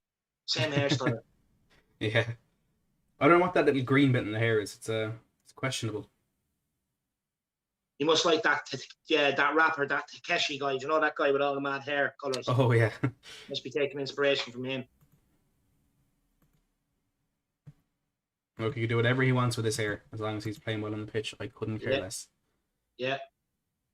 Here's a free kick here for Spurs. Dele Alli taken down as he was trying to burst forward, and maybe it's a bit too central perhaps here for a cross, but maybe a chance to get some possession high up the pitch, which we haven't really managed since the second goal. It's been a bit of an even game. Colchester maybe having the edge a slight bit, but no real clear-cut chances to note. Jiminy with the $22 super chat says, "Hey, my favourite Tottenham channel. How's it going this morning? It's nice to be winning for once," and it is damn nice to be winning for once. Jiminy, thank you very much for the super chat though. It is certainly going well. I'm sure, David, you're keeping well as well, aren't you? I'm all good, Jimmy. I hope you're keeping well, man. It's good to see you back rocking with us. And look, hopefully we can see another season through together. You know, I know sometimes you do have to get up early. That just shows the dedication of all Spurs fans around the world. Good to see you, Jimmy. Absolutely, Jimmy. I hope you're keeping well. I know you're having some troubles last time you were in the live chat, so I hope you're feeling better. And again, DM's always open if they are needed. Paddy says, "Delighted for you, Pab, with 10k. Dave, you're next." Cheers, Paddy. And Dave, everyone's saying you're next, so it's not your choice anymore. You just have to get to 10k. Martin says the same. You'll be celebrating 10k by Christmas. I'd love to. It's only something I could dream of, to be honest with you, Matty. Look, I'll be honest. Even when I started, I didn't even think I'd get to 3k. You know what I mean? So anything above that now is a bonus. But 10k, yeah. Look, I'd love it, but you know, I'm probably I still have to put in the groundwork. Probably have to do another season or two to get there. But I am releasing a lot of fantastic new content when the season starts. You know, the week of the City game and stuff like that, you're going to see a hell of a lot of new stuff on the channel. So it would be worth your while subscribing, and hopefully that can push me to 10k. But I'll always be in your shadow, Matt. You're always going to be the bigger channel, my man. I've told you, and you don't believe me, that you are going to take me out at some point, and I look forward to it because you do definitely deserve it.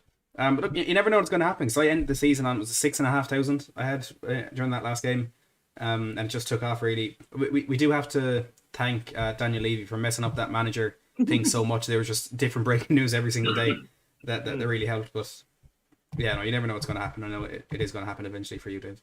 100%. Just mad though. The end of the season, I told you because I knew come the end of the season, I'd seen you a bit, you know, bit losing it, not interest, but you know, you were just kind of like us all. We couldn't wait for the season just to be over. You know, it was just hurting. It was just hurting. And I said to you, you know, Matty, you're going to get to 10k before the season. That needs to be your target. And you kind of laughed at me. You're like, look, you know, he's just being crazy. But I knew if anyone could do it, you could do it. I'm so happy. Genuinely, I'm so happy for you, lad. Because look, between you and we are Tottenham TV, you know, you gave me my break at this sort of gig, and you know, it's you deserve it. You know, I'm your biggest fan, Matt. You know, I'll always back you. I'll always defend you. So I'm absolutely delighted. And believe it or not, all the Spurs community are, lad. They all think of the same way about you. couldn't meet such a nicer young lad than yourself. So it's fully deserved, Matty. I appreciate that, David. Always, honestly, it does mean a lot when you say things like that. I know there's a few people out there that maybe don't agree, but look, that's part of the business. Can't please everyone. Can't please everybody. Exactly. We've got Henry Wright in the live chat, the £2 super chat says, congrats on 10k, Matt. Well deserved. Thank you so much, Henry. I really do appreciate that. Another big supporter of the channel, who's of course been on a number of streams as well, including a few of those big ones around the Antonio Conte time. With Henry, thank you very much. And I know you will definitely be at 10k as well. Good guy, good YouTuber as well. Good personality. I like Henry. Oh, absolutely. You're always going to get a bit of entertainment when Henry's on. Whether it's talking about The Godfather, Antonio Conte, or Lord of the Pings, Toby Alderweireld, whoever it is, there'll be something positive to touch on there.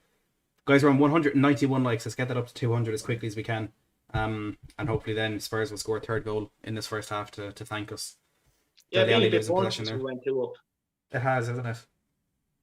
Couple of near misses from both sides, balls flashing across the box, but nothing really to kind of get you running around the apartment screaming. So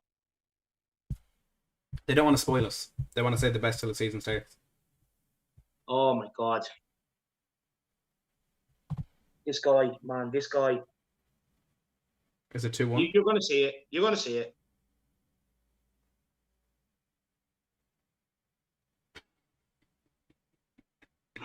Oh, dear God. He finally passes the ball forward. Finally passes it forward and then ends about 50 yards away from the intended target. Oh, my God. Anybody could see Heung-min Son was about 15 yards offside before he even played the pass. So the fact he decided to do it is a concern in itself. And then just the sheer inability. He panicked. Honestly. Oh, he always does. This is going to be a tug of war on my mental health if Wink stays here this season. I genuinely mean that. This guy, and like the thing is, I even tried lately coming into this season, I've tried to wipe the slate clean, give them all a fresh bill of health, wipe my feelings about these players a bit and just, try and just back them and get behind them again and whatever else. And for some reason, no matter how much I try with this guy, I genuinely can't do it because I know he's not good enough.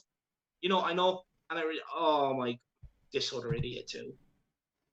Oh, what's that? I always get scared when you say that. I'm like 10 seconds behind you. Moon boots. He turned into Sanchez there. Didn't know where the ball was in the air. Running around like he's on a merry-go-round on a roundabout. Doesn't know where the ball is. Oh, dire. It's a good thing Freddie Sears is absolutely useless. Here's Shannon to the right-hand side. Fires it over the bar. God, this is concerning. Plenty of positives, don't get me wrong, plenty of positives from this half, but just some of the old suspects sort of thing again. Absolutely. I'm looking forward to the second half now because it seems to have petered out. I think these first team players think they've done their job and there's nothing more for them to do. But once the young players get on, I think we might get an injection of energy into this game. Ryan says, I'm not even a Spurs fan and I love your content, Matty. I have a fondness for Spurs now. Well, look, if we can make a non-Spurs fan like Spurs, well, that's a very positive start. But Ryan, you're an absolute legend in yourself, so I do appreciate that. Yeah, big up, Ryan. Sorry, I wasn't pulling my hair out of your comment. Winch tried another forward pass straight to one of the centre-backs. I'm sorry, wrong timing, but I can't control what this guy does on a football. No one can by the looks of it, to be honest. Jiminy with the $8 says, did you see how disappointed Sonny looked to be back? It was hilarious and sad at the same time. Poor Sonny. This is what Spurs had done to him. Jiminy, thanks again for the super chat. And I did see that, and I tweeted it out actually. Son didn't really look too happy to be back for pre-season training, but at the end of the day, it's pre-season training, so I don't think too many players would be happy to be back. What's happened? He just does it again. He just cannot play a simple pass forward. It's a 4-yard pass this time, and he still can't get it to Son. It's infuriating now. It's actually hurting me. He's so bad. He's so bad. I need to get that clip from the FA Cup game against Everton, just so I can play it every time Winks is in possession. Oh my God. Do you know what was so funny about that, right?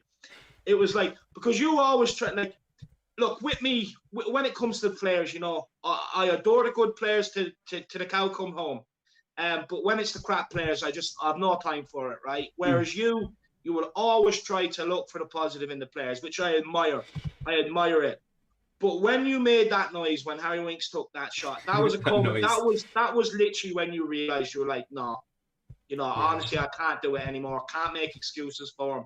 That was the culmination of all season long, where it's just kind of like, look, I get it now. That was the realisation noise. That's what I call it. It was so funny. Noise. So funny. It was painful. It was very painful having to watch him consistently. Oh, and he's on the ball again. Let's see what he does this time. What can he do? 3 dummies and then an 8-yard pass to Son. Well, he's improved. Oh, God. Let's hope Paratici is on the phone to some midfielders around Europe trying to get this done. Dara says, I'm starting to feel sorry for the guy. He's that bad. He is. He really is. Colchester, and he still panics going forward. Colchester. He still can't stand out in the midfield against them. Oh, Harry Winks. You put me out there and I ping a 50-yard pass under no pressure. It's ridiculous. He just put Carter Vickers under pressure there. He just put Carter Vickers under pressure with a... I want to see if I can find some stats on his game so far. Let's see. 3 passes forward and not one of them to a Spurs player. My God. Ladies and gentlemen, Harry Winks. Oh, what a ball by Piscozzi. Beautiful. Oh, I want to see this. Oh! Is it 3? Doesn't stand. It's your guy, Dele Alli. Dele! Oh, I want to see what happens. I'm here with Son on the right-hand side after getting the ball from Piscozzi. Squares it across the face of goal, and Dele Alli, with his chest, by the looks of it, bundles the ball over the line, and Dele Alli gets on the score sheet. Another assist for Mr. Heung-min Son, and Tottenham have 3 in the first half. Dele on the score sheet, and that is enough for me to have an agenda supporting him for another season. I don't think David's going to enjoy that, but it's going to happen. It's going to happen. Spurs 3-0. It was a brilliant ball from Piscozzi. He tried his best not to score that. How's it even gone in? I think Chambers kicks it off him, to be honest. I think he just blocks the clearance more than anything. Son's cross deflected off Tommy Smith, and whatever happens, Dele surely he's going to get the credit for that goal. We see here. Yeah, it's a Dele Alli goal. Yeah, it's a Dele Alli goal off his chest. Simple as. I tell you what, though, Matty. Another great first-time pass straight in behind. That's Lucas Moore done it for Bergwijn to square to Son. Piscozzi to Son. Son, I have to say, great crossing, by the way. And Dele Alli, good. Look, he got on the end of it, chested it in.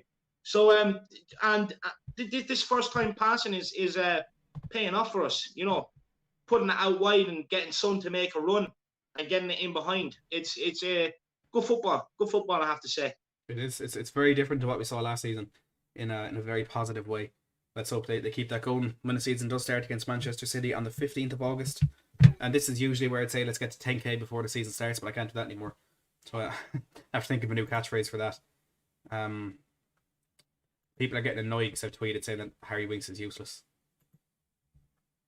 Do you know, I'll be honest with you, right? So, Matty, when I sit there and I have my rants about this guy, right, I get tons of Harry Winks is a good player, this, that, and the other. So I took a different tack last night. I asked the question, if Harry Winks bulked up and became more industrious, could he get into the first 11? Then people started telling me, no, this guy's useless. And I'm like, but when I say this, you all disagree. It's a problem. And then when I don't say it, you're all like, no, this guy's useless. Get rid of it. Look, he's just one of them players you can't win with, to be honest. Yeah. I don't think there's any player stats available for this game at the moment, so I can't look at his passing stats. They'd be doing him a favour. I can make him up and say 12% pass completion rate, and people will believe it. He's been that bad. What an awful, awful footballer.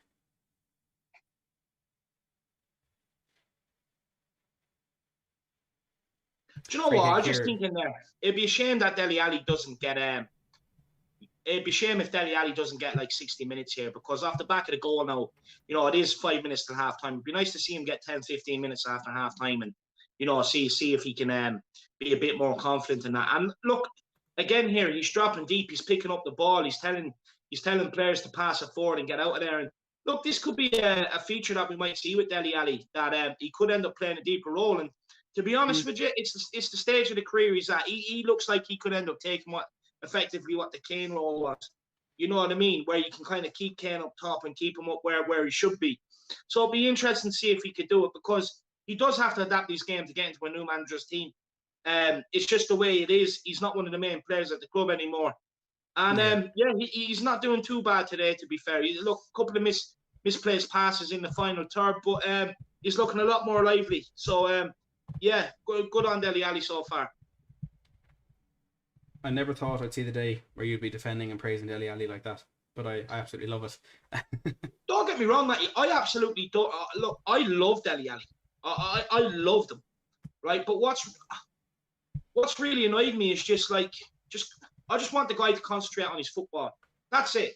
I don't want him throwing managers under the bus, complaining because they've told him something he doesn't like to hear. At the end of the day, no matter what manager comes in, whether they're going to pat you on the back, whether they're going to tell you things you don't like to hear, just do what you need to do and get in the team and show me that you love the club. You know what I mean? Show me that you're willing to die for a cause. And he's just been petulant little baby man-child over the last year and a half, 2 years, maybe some would say 3 years. And I don't want people to think I hate Dele Alli, because I don't. I just want to see him care again. That's all it is. I just want to see him care. Yeah, your kind of analysis of someone's football ability, if they're good enough to be in the club, has nothing to do with any personal opinions or for or against the player. It is simply based on what they bring to the team. And Ali, in the last couple of years, hasn't brought anything to the team, bar frustration and some interesting haircuts. So, But the reason why he gets a lot of slack, though, Matty, is because he has shown how good he can be. You know what I mean? And that's the thing. Like with Winks, people are just like, oh, look, this guy. But with Dele Alli, people genuinely have these passionate debates because we've seen how good he can be. And it's just frustrating just to see him not do it anymore. You know what I mean? And like we're all sitting there seeing his career take a downturn, being left out of the England squad. And, he's just kind of copped onto it too late. And, so it's a shame. I just want him to get back to what he was producing. That's all I'm asking for. Good player. Again, as I speak about him, I may keep speaking about him. Good switch of play there. I think one of the tough bits for me with Dele Alli, because everyone knows how big a fan I am of him. It's gone from the point of Dele Alli is a good player off form to now Dele Alli genuinely being seen as a bad footballer. And I don't think that's it. There is the ability in there, but it's been going on for so long now that it's hard to look at it as bad form because it's so consistent. And I know, was it Bobby made the point in your stream last night that he's been a bad player for maybe as long as he was a good player. And that's going to be his reputation. If he moves on from Spurs now, he'll be seen as a one-season wonder who just really wasn't a good player. And if he left and you look back at it in 10 years, you would say, yeah, look, first 2 years, he gave us, he was great, he was fantastic first 3 years. And then after that, he just didn't cut it. That's what you learn. And you don't want to say that on the guy because, he's given us some incredible memories. The goal against Palace, the overhead even last season when he was playing shit. The goals against Chelsea where he came off the back of Harry Kane to get, to get the headers. And, he's given us some incredible memories. And the reason why I'm a bit more harsh on him is because we're at a stage at Tottenham now where we need all our best players, all hands to the pump. We can see the squad is declining. And I just want him to be one of them leading examples. That's all it is. Even when I criticise players, I hope it's in the prove it and prove me wrong. That's all I want. At the end of the day, they're playing for my club. They're wearing the badge that we all love. I don't want anyone to fail. I don't want anyone not to perform. We all want them to perform. But I'm also at the point where I'm not going to sit here and look for reasons why they're not performing. It's just I don't care what off the field problems you have or anything else. You're being paid more than enough to produce on the field and forget about your off the field problems. As harsh as people say it is, I don't care. I'm just not making excuses for these people when they've let me down time and time again. So I just want to see performances. And I really do think we're in for an interesting season this season. I do think we're in for a lot more of a positive season this season. So hopefully, right. Because God knows we all need it. We all need that dark cloud lifted off the Tottenham, Matty.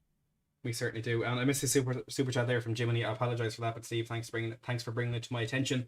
Jiminy with $8 says Dele and Son pairing is something I've missed, and I've absolutely missed it as well. And there's never going to be anything better than Dele, Son, Eriksen, and Kane playing for Spurs, because that was just such a formidable front four. It was one of the best attacks in English football at the time. But Dele and Son had such a fantastic rapport and a fantastic relationship on the pitch for so long. It is good to see them back, and hopefully it's something we get to see a bit more consistently throughout the season. Do you think there's a possibility of that, David, or are we maybe is Dele on the way out? I think he'd be kept around for one more season. I do think. Look, this is my opinion on it. Keep him around to January. No improvement by January. get him gone. Don't care. Take what you can get from him and get him gone. But look, to say, look, it's improvement on the Leyton Orient game. To sit here and say, can he bring it into the season right now? I'm not going to sit here and say that because I genuinely don't know. Look, as much as we want managers and everything else, and we question coaches, we also have to question the player and their desire. Because at the end of the player, it's not going to. At the end of the day, a manager and coach can give them everything they need, but the buck stops with the player. It's up to them whether they want to do it or not. You can't really force them to do it. So with Dele Alli, I just hope he has a fresh mindset as well. It looks like he's happy to play a bit deeper, connect up the play and then try and get forward and make stuff happen. So, look, that can only bode well for Tottenham. He looks like he's happy to do that job rather than being further up the field. So, look, hopefully it works out because we have to remember this guy did actually play in a deeper role when we first signed him under Pochettino when he came into the team. He was playing in beside Moussa Dembele in a deeper role. So, he can do it. This is the thing. The guy can play there. For definite, yeah. And I just hope it works out. Whatever way it is. Brian Ireland says Dele has to go. He also says desperate for some relief from the misery of being a Spurs fan. Cody says 10k, 10k, 10k. And then, yes, hello, Norwich. Wondering if you'll be interested in Oliver Skipp's backup. He's English, homegrown, cute as a button, loan with obligation to buy based on number of back passes. I wonder who he's talking about there. Cody thinking Winks could be on his way. I will say to one of them fuckers sitting there. What I will say is, one of you need to come on because I need to head off in 2 minutes for 5 minutes. So I need one of you to come on and fill the void. Absolutely. Cody, Marcelo, Brian Ireland, any of you, if you do want to jump on, the link's in the Spurs family group chat. I think Stuart Gallup is going to be joining us shortly as well, just for the halftime analysis. David, if you need to head off now, feel free. No, I'll wait till one of them come on. We have Stuart here now anyway, so do you want to head off? Yeah, I'll see you back at 5, lad. Keep safe. See you for the second half. See you in 5. Love it. Cheers, David. Let's get Stuart on. Stuart, what did you make of that first half? It was as hot as I am right now. No, it was good, man. Much more lively than the Leyton Orient game. Moving the ball around quicker, a lot of 1-2 touch. I was thoroughly happy with that first half. Skippy in particular, just coming back from a broken leg or whatever he had, taking the mick out of Winks. Yeah, I think Winks is the main negative to take from that first half. I don't know if you've been watching, but we have not been impressed. We have not been impressed. His passes have been all over the place. As you mentioned, the fact that he's beside Oliver Skipp and it's Skipp who's standing out, I think goes to show just how little Winks has actually taken from his first team experience. But is there any positive you can take from Winks in that first 45? They'll probably go off at half time.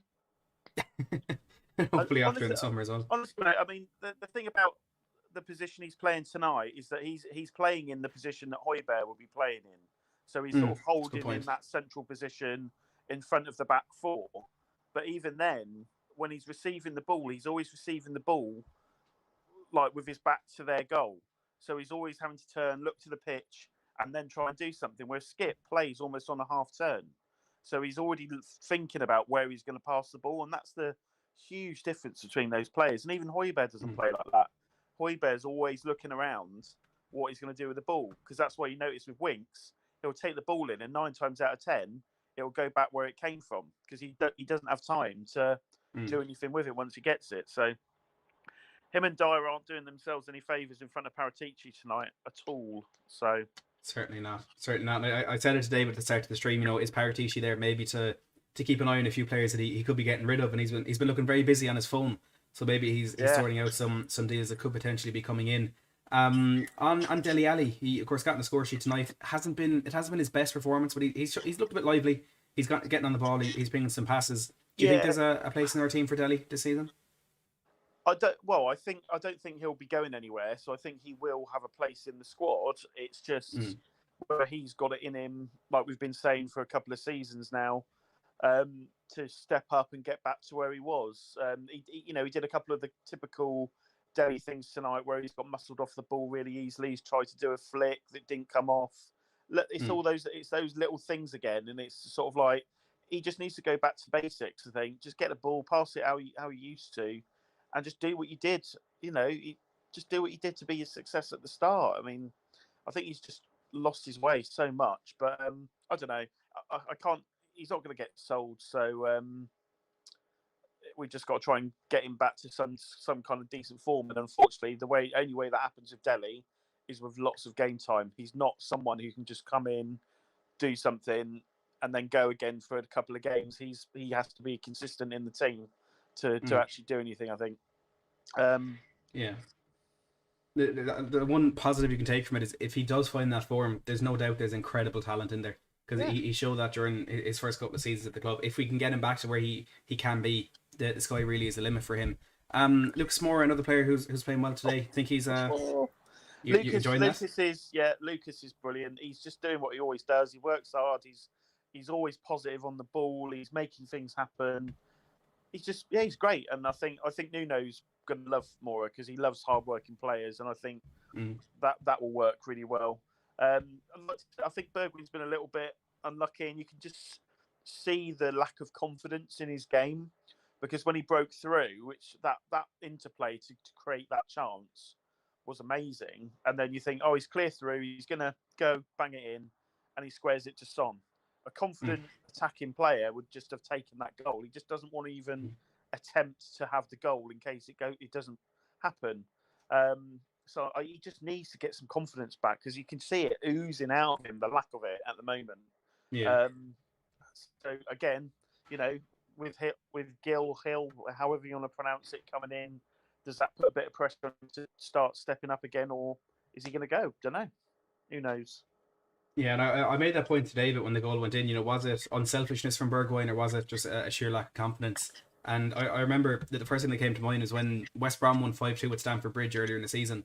The second goal Chelsea got, Timo Werner was in 1-on-1 with the keeper, and he squared it to Mason Mount to put it in the back of the net. It's just a sign of a player who doesn't trust himself to put the ball in the back of the net. No. And I think that's been what Bergwijn has epitomised really since that performance against Liverpool when he missed those two sitters. Put it this way, if that was Dane Scarlett in that position, Dane Scarlett would have wanted that goal, and he would have tried to take it.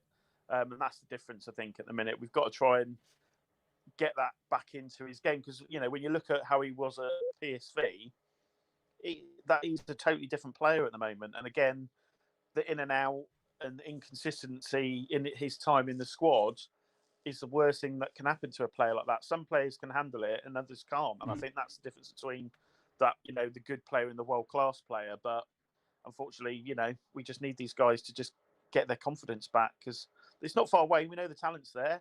It's just that last little bit that needs to click into gear, I think. Yeah, I certainly agree with you there. And speaking of players who can handle it, Maxim Pascazzi and Toby Amole, the two young players playing again today, they've looked solid, haven't they? Yeah, I didn't see much of Amole in the first half, because I think a lot of the play was going down the right. I mean, you obviously had to do a bit of defensive work, Amole, but Pastos, how do you pronounce his name, Matt? I think it's Pascazzi. That's how it is phonetically anyway. I'll go with what you say.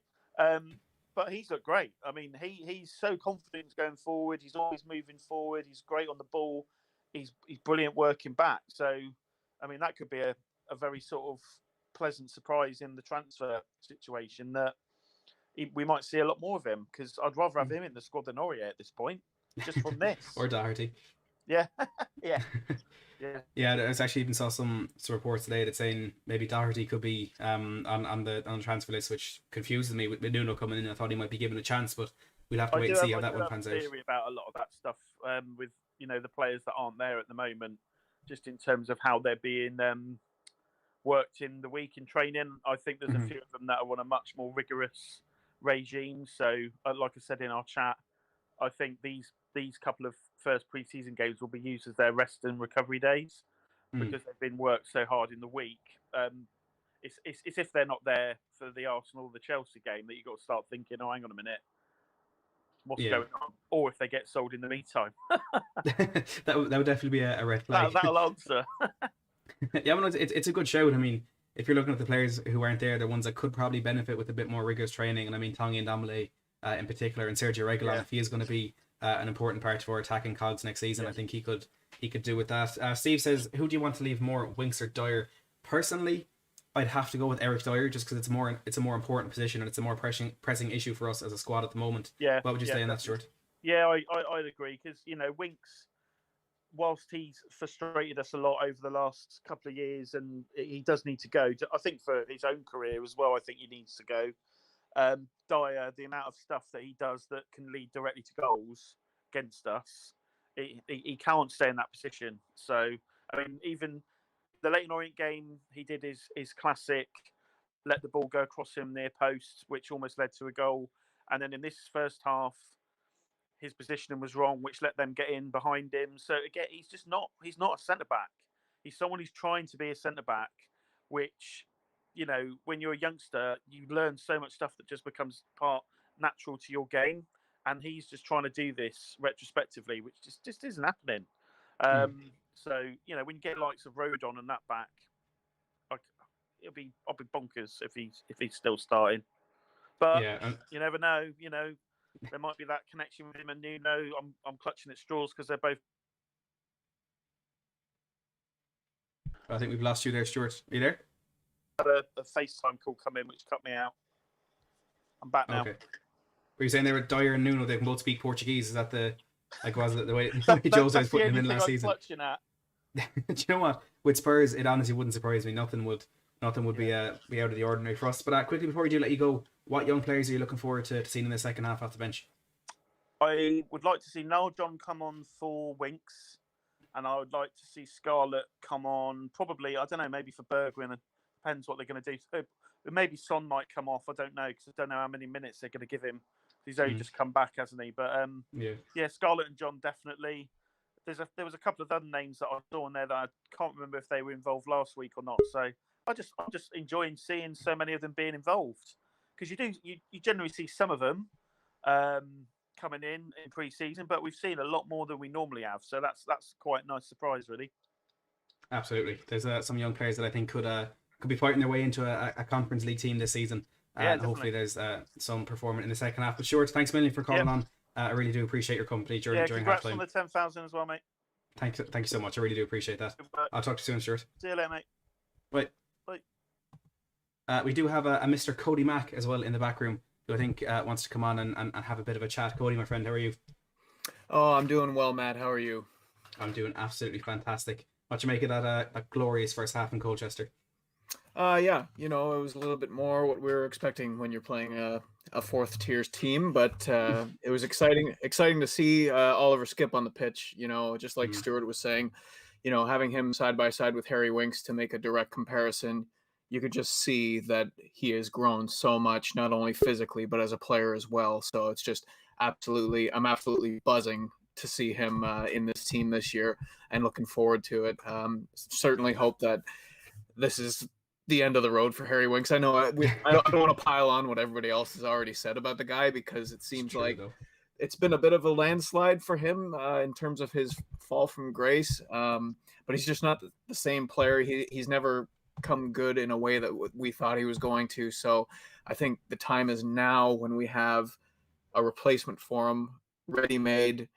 We don't have a shortage of midfielders. Skippy is homegrown. Winks cannot spend a year on the bench at this club. He can't. I mean, all that would accomplish is seeing his market value diminish. He's quite frankly one of our most expendable pieces, and one that we could use to bolster other areas like center back and whatnot. So, absolutely, I couldn't agree more. As a comment there a second ago, if I can find it again, said I need to get a beard like you, Cody. I think we could be waiting quite a few years. It's Timadeus says Matt needs a beard like Cody. I think we could be waiting quite a few years for something like that to happen. But I can try. I can try if it's what the people want. Cody, Dele Alli, talk to me. What are your thoughts? I was going to go grab a bottle of water, but let me know your thoughts on that. Yeah, for sure. Yeah, I mean, he didn't really impress me that much. I thought. I mean, it's so hard to take very much away from these type of games where, we're not really supposed to take the results that serious, but Dele doesn't really look sharp, if you're asking me. There was a couple of times where he was dispossessed, and we kind of know that that's a shortcoming of his in terms of, the player that he's become.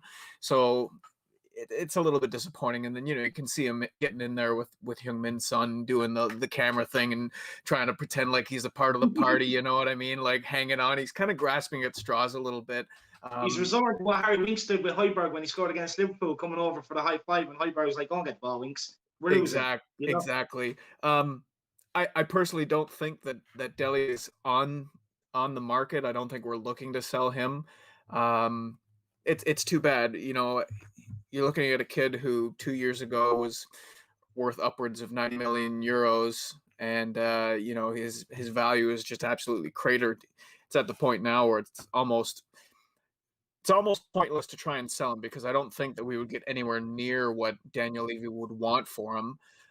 Again, being a homegrown player, I think if he was going to sell to a Premier League club, he'd probably be looking for someone like 40 million pounds, and it just wouldn't make sense for anybody in this market to go and buy a Dele Alli. So I just hope that there isn't an agenda placed upon the manager to give Dele Alli game time, like we kind of saw that at the end of last season, where Ryan Mason came in and Dele Alli started over Lucas Moura, who was fantastic leading up until Jose's sacking. So it really was a bit of a head scratcher. Some people were thinking that it was maybe he was being put in the shop window for sale, but he's just not showing. He's not showing that whatever hard work has been reported over the summer is coming to fruition in terms of on the pitch results. So yeah, we'll just have to wait and see, I guess.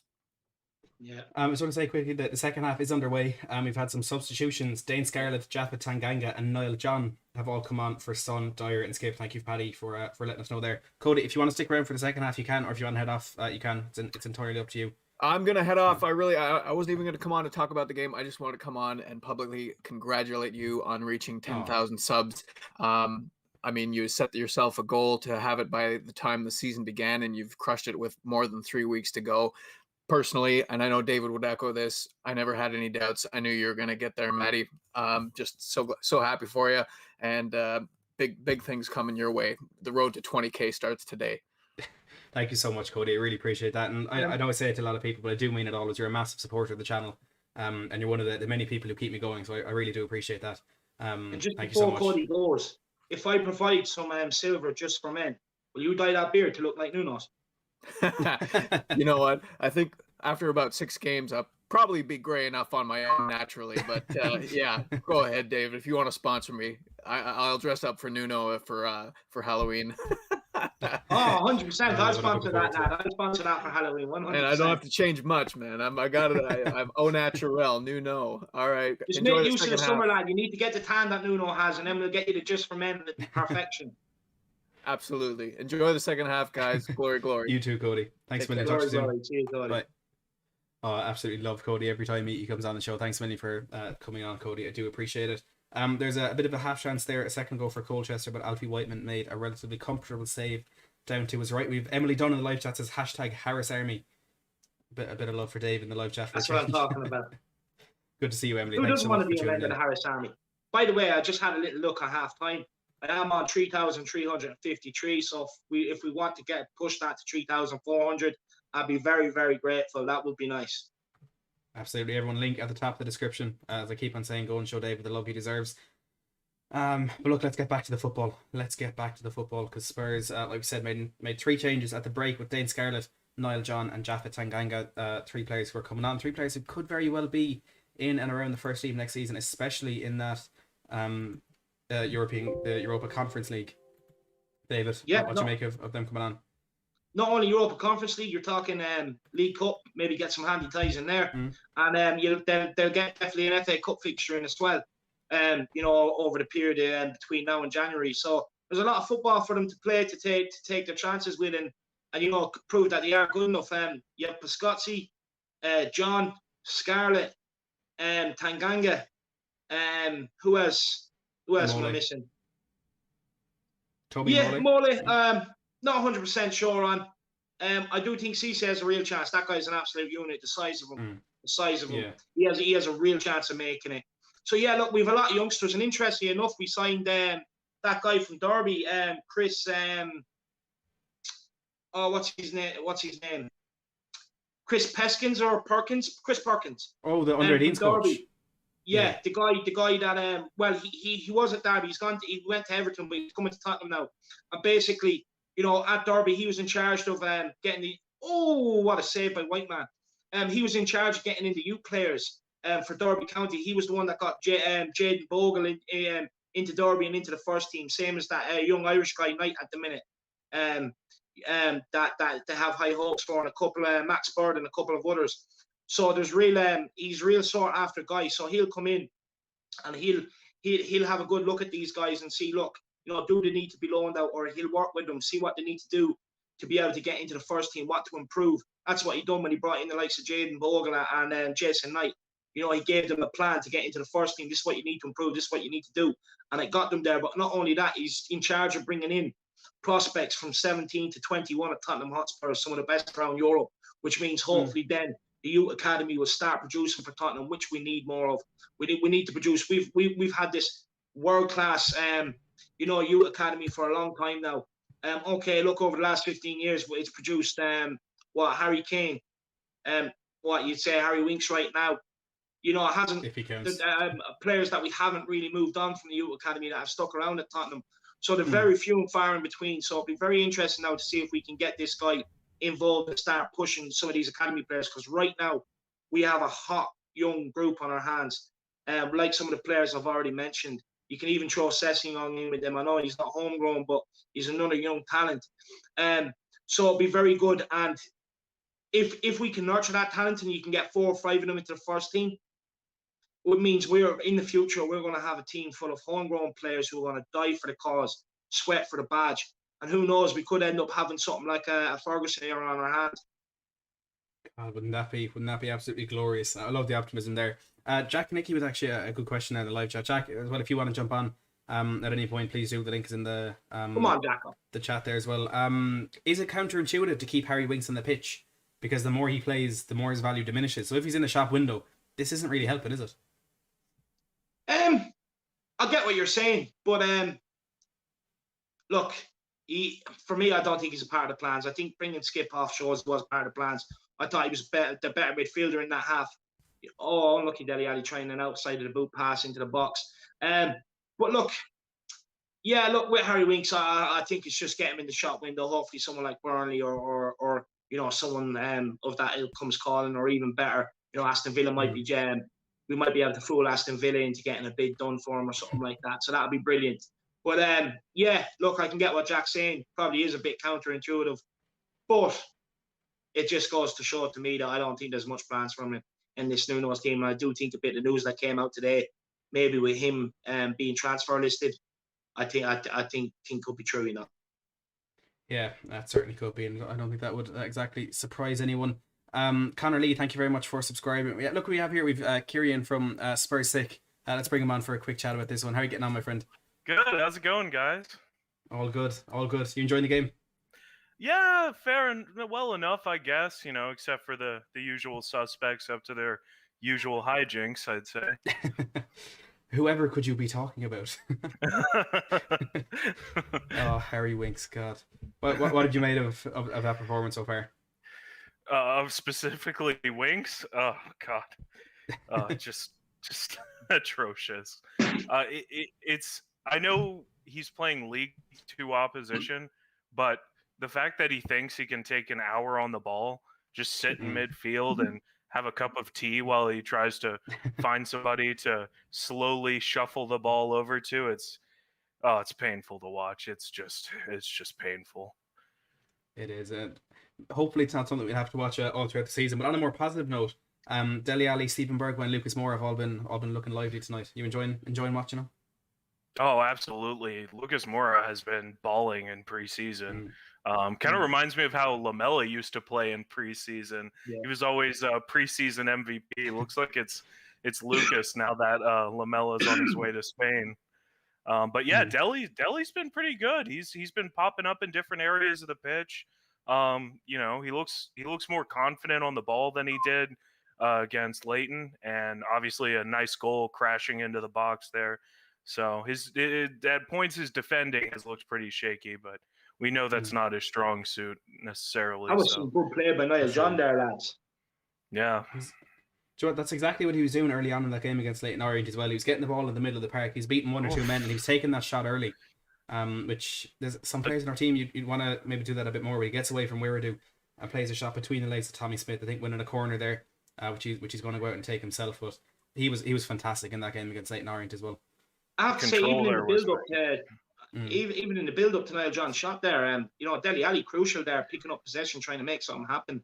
Looking a bit more livelier this half as well, Dele. Ball goes in. Ali picks it up back post on his left foot. A bit reluctant to take that strike on his left foot, and The tackle then comes in from Chambers, and Ali is able to shepherd it out for the throw in, but maybe he could have taken that shot on his left foot. Spurs in possession again. Oh, when Winks is in possession, I just feel like falling asleep. Let's not do that on stream. Oh, it's a good ball into the box. Dane Scarlett hits it and it's in. Oh, he's offside. Yes! He's offside. Oh, what a finish it was by Mr. Dane Scarlett. That's confidence. Oh, I would have been so happy if he scored that, because what a finish that was. I'm not quite sure who played the ball in. Was it Lucas? Lucas. Yeah, great ball. It was a brilliant sweeping ball from Lucas from the right hand side, and Dane Scarlett, watching him coming in over his shoulder, hits it on the turn with his right foot on the volley into the bottom corner. But the linesman decided to be a spoil sport, and it's still only 3-0. How are you ahead of me now? I have my ways, David. I'm joking. I haven't a clue. What time are you on? I'm on 27, 28. Oh, yeah, I'm on that now too. Just showing the replay of Scarlett's finish. What a finish, man! I'm a few seconds behind you two, I think. Do you want us to pause to sync up with you? Oh, wait. So I'm on 39, 40, 41. No, I'm on 45. I'm on 49, 50. I'll pause mine for about 5 seconds. We can sync up a bit. Yeah. Okay. 53, 54, 55. Yeah. No, I'm on 49, 50 now. I'm behind now. Oh my God, what's happening? What is Spurs TV doing for us? Oh my God. Levy's playing some tricks. I saw him out. $2 billion club, and we can't even get a decent live stream going. Oh, Lucas is on a run. With the last to give me 619. Yeah, I was saying during the Leighton stream, I've seen better streams, better presentation from the second division here in America, and I mean, talk about Farmers League. My God. Oh yeah, even Man United, theirs are the same for the game against Derby, as Martin was saying in the live chat a while ago. I'm not sure what it is, but they can't seem to get a competent stream going with all the money in the club. I think if they spent less time signing Super League contracts and more time getting better Wi-Fi, I think we'd be in a better position. But Brendan Weir today has just picked up a yellow card for Colchester for foul in the middle of the park, and Spurs get it back underway. And unfortunately, Harry Winks is in possession. What do we ever do to deserve this, lads? David's gone. David's off to sleep. There's Cameron Carter-Vickers pinging it forward, looking for the run of Dane Scarlett into the right channel. Tries to flick over the defender's head. Oh, he's gotten on the end look of at Dane him Scarlett. go! Pulls it back, but Chambers is there to put out that pass. But what play? That's the bulking up. That's what he does when you bulk up. You can compete like that. And that's what Parrott, Clark, Winks, that's what they all need to do. Big up Scarlett. This is what I keep harping on about. Players that are taking it off their own back to improve. They don't need to be told to do it. I was a bit surprised he got in the end of that there, because the defender seemed to have the ground on him there, but I think he just snuck in under his arm. It's the advantages of being tiny. My little Dane Mbappe lad, he's gonna make it. I'm telling you. I hope so. I agree. He just looks the complete package at 17 years old, and it's amazing. He's ready. He's ready to make an impact. He is. Ball into the box. Carter-Vickers heads it out, and Harry Winks. He's kicked it forward, and Dane Scarlett turns it into a good pass with some good control and feeds it back to Dele Alli. Into Lucas Moore in the middle of the park. A bit too much in that pass for Bergwijn. Somehow makes it on. Bergwijn on the left hand side, cutting in past Chambers. Edge of the box to Dane Scarlett, who hits it, but it's blocked by Smith. There's one word I can use to describe this 10 minutes by Dane Scarlett, and it's confidence. Yeah. That kid is not short of confidence. Matty, I said it to you in one of the Europa League watch-alongs when he came on, made that run, and just couldn't score. I says once he gets a goal, the confidence will be oozing. Yeah, you did. You know your stuff, David. Lad, I'll be honest with you. I know a bit. Humble as ever. It really is impressive, though, to be 17 years old, surrounded by grown men, League Two footballers, real hard hat, lunch pail footballers, and he's not phased at all. Not at all. These guys wouldn't think twice about putting a crunch-in tackle on him. He's not worried about it. Just pure confidence in his own ability. It really is great to see. I agree. I don't know if you saw the video that Spurs put up on their YouTube of Scarlett, Whiteman, and Skip doing just kind of answering random questions and stuff. And Scarlett and Skip said, both of them, the first player to like put a crunching tackle in on them in training was Eric Lamela. So I think they might have a bit of I think they might have a bit of experience in dealing with those hard challenges, and maybe one of the things we have to thank Lamela for as he moves on to Sevilla. As the ball comes into the box by Weirdo, but it's away by I think that's a Mola who got his foot on that one. It is good preparation, because if you can train with Eric Lamela every day, you're ready for anything. The guy was a psychopath. Oh, Man, when I went into the senior team at 16, right? There was this defender, man, and he was just a hatchet. And you know, every time he got the ball, he'd just come in, studs down the back of the heel and everything. You know, he's just an absolute hatchet, lad. And you hated being on the opposite team to him. You know, you great challenge, Piscotty. And you need to have that nastiness. You need to have that. Just another quick thought, Matty. We were saying Wink staying on probably looks like he is in the shop window. Dyer came off. Does that mean he's staying?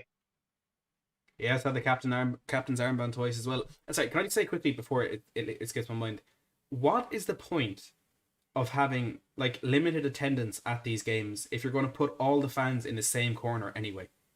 Isn't the whole point of having a limited attendance that you can spread them out in the stadium? But they're putting them all in the same corner. I'm angry. But yeah, look, I think Dyer's staying. I think he's staying. A captain for the 2 games in a row, like you said, coming off at halftime. But there is our kindergartners are warming up again. There's Alfie Devine, Troy Parrott, and a few others as well. I think we're going to see some wholesale changes. Header at the back post by Chambers onto the crossbar, and it's headed out by Dane Scarlett for another corner. But Chambers found a lot of space in there. Piscotty, what was it? Who's marking him? Oh, it's either Dele Alli or Niall John. Yeah, it was John. John. Yeah, John couldn't get up with him. But is out for a corner here for Colchester again on the left hand side, and it will be Dane Scarlett with a diving header. You love to see it. Anything for the cameras. He's been watching Harry. He's been watching Harry get back and defend set pieces. He's like, I'm going to learn how to do that too. Taking every little bit he can. He said in that video as well. He was asked who his footballing idol is, and without hesitation, without taking a breath, he said Harry Kane. Straight out, it's Harry Kane. Which, if he can become half the player Harry Kane is, I think we got another decent striker on our hands. No, look, they rave about this kid. Honestly, the senior players, they rave about him. Absolutely rave about him. You know, apparently, you know, he's doing some mad bits in training. And apparently they're actually tipping him, not for this World Cup, but maybe the next Euros, that he'll have a massive part to play for England. Wow. That's big praise. He'll be what, 20? He'll be 20 years of age? In and around that, yeah. Let's hope he earns it. Alan Judge with the free kick into the box, flicked on by, I think it was Newblake. That's kind of harmlessly to the right hand side where Dele Alli, I assume, was going to hoof it. No, he keeps possession. Oh, well done. There, feeds it into Harry Winks. What's Winks going to do? A forward pass to a teammate. Clip it. John gives it away though. Kieran, what did you make of Niall John's performance against Leyton Orient on Saturday? I thought he was brilliant. I thought he was really aggressive, really energetic. Movement was great. Off the ball, just making great runs. Oh, look who it is! Look who we've got. What's up, my man? Marcelo, how are you, my friend? Oh, I'm happy. Let's go, baby. Let's go. Dele Alli on the score sheet. Finally. Stuff. Believe it or not, I was pretty happy with the first half. I was happy. Not with the defense, but with the attack. You know, he inspired me, Dele Alli. I had to get his cut and everything, man. You know, believe it or not, I am a Dele fan. I want the best for him. I will say to people watching, believe it or not, Marcelo has been the hype man within the Spurs YouTube community in the last couple of days. He has been the hype man. He's absolutely loving the journey that Fabio Paratici is bringing us on. Shamu says Marcelo in the building. Marcelo, good to have you back. Good to have you back. It's always nice. Tony there says, arrived late. Who are the goal scorers? The goals were scored by Heungmin's son with the first one, Lucas Moore with the second one, and the one and only Dele Alli with the third. There's about 64 minutes played here. Of course, it is 3-0. Marcelo, what are your thoughts on this performance so far? I mean, like I say, it's always hard to tell, you know, how it's gonna be in the preseason. You know, Colchester not the best opponent. You know, they didn't knock us out, but I'm happy. I'm happy with the attack. I don't want to be too overly negative. Listen, I haven't been convinced by him, you know, since, and I'm still not convinced now. It's gonna take a lot more than a friendly to convince. No, I get you. I was just wondering. That was on. I was just wondering. I already know your thoughts on him. I don't want to be fully negative. The defense, Dyer. I mean, what was he doing there? I mean, really, the guy still turns like a statue. It's obviously clear we need defenders, right? It's clear as day. Let's hope Paratici just gets some center backs, gets some right back. But I gotta say, I'm happy with the attack. I'm happy with this flow. And you got to remember, we don't have Højbjerg in the midfield to keep the ball, keep that stability.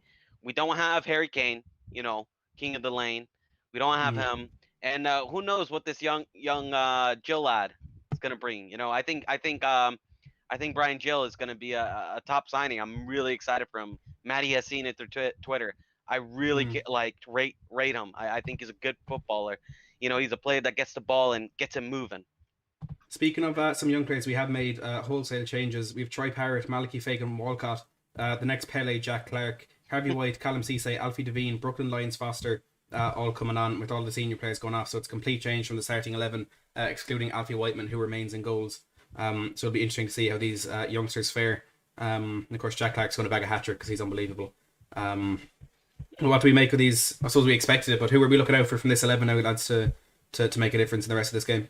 Troy Parrott, Troy Parrott, the Irishman. Let's go. Did you see Alan Judge? Let's arrive at Tottenham. Dane Scarlett's already done it. He's looking silky since he's come on. Let's see what Troy Parrott can do. One thing I do want to say about Troy Parrott, he got his goals coming off the right-hand side for Ireland, and he's looked better coming off on the wings. He's not a striker. He wants the ball to feet. He's not a striker. He's not physical enough to be able to get the ball to feet up there. But put him out right. Let's see what he can do. Let's get him going. Come on, Troy.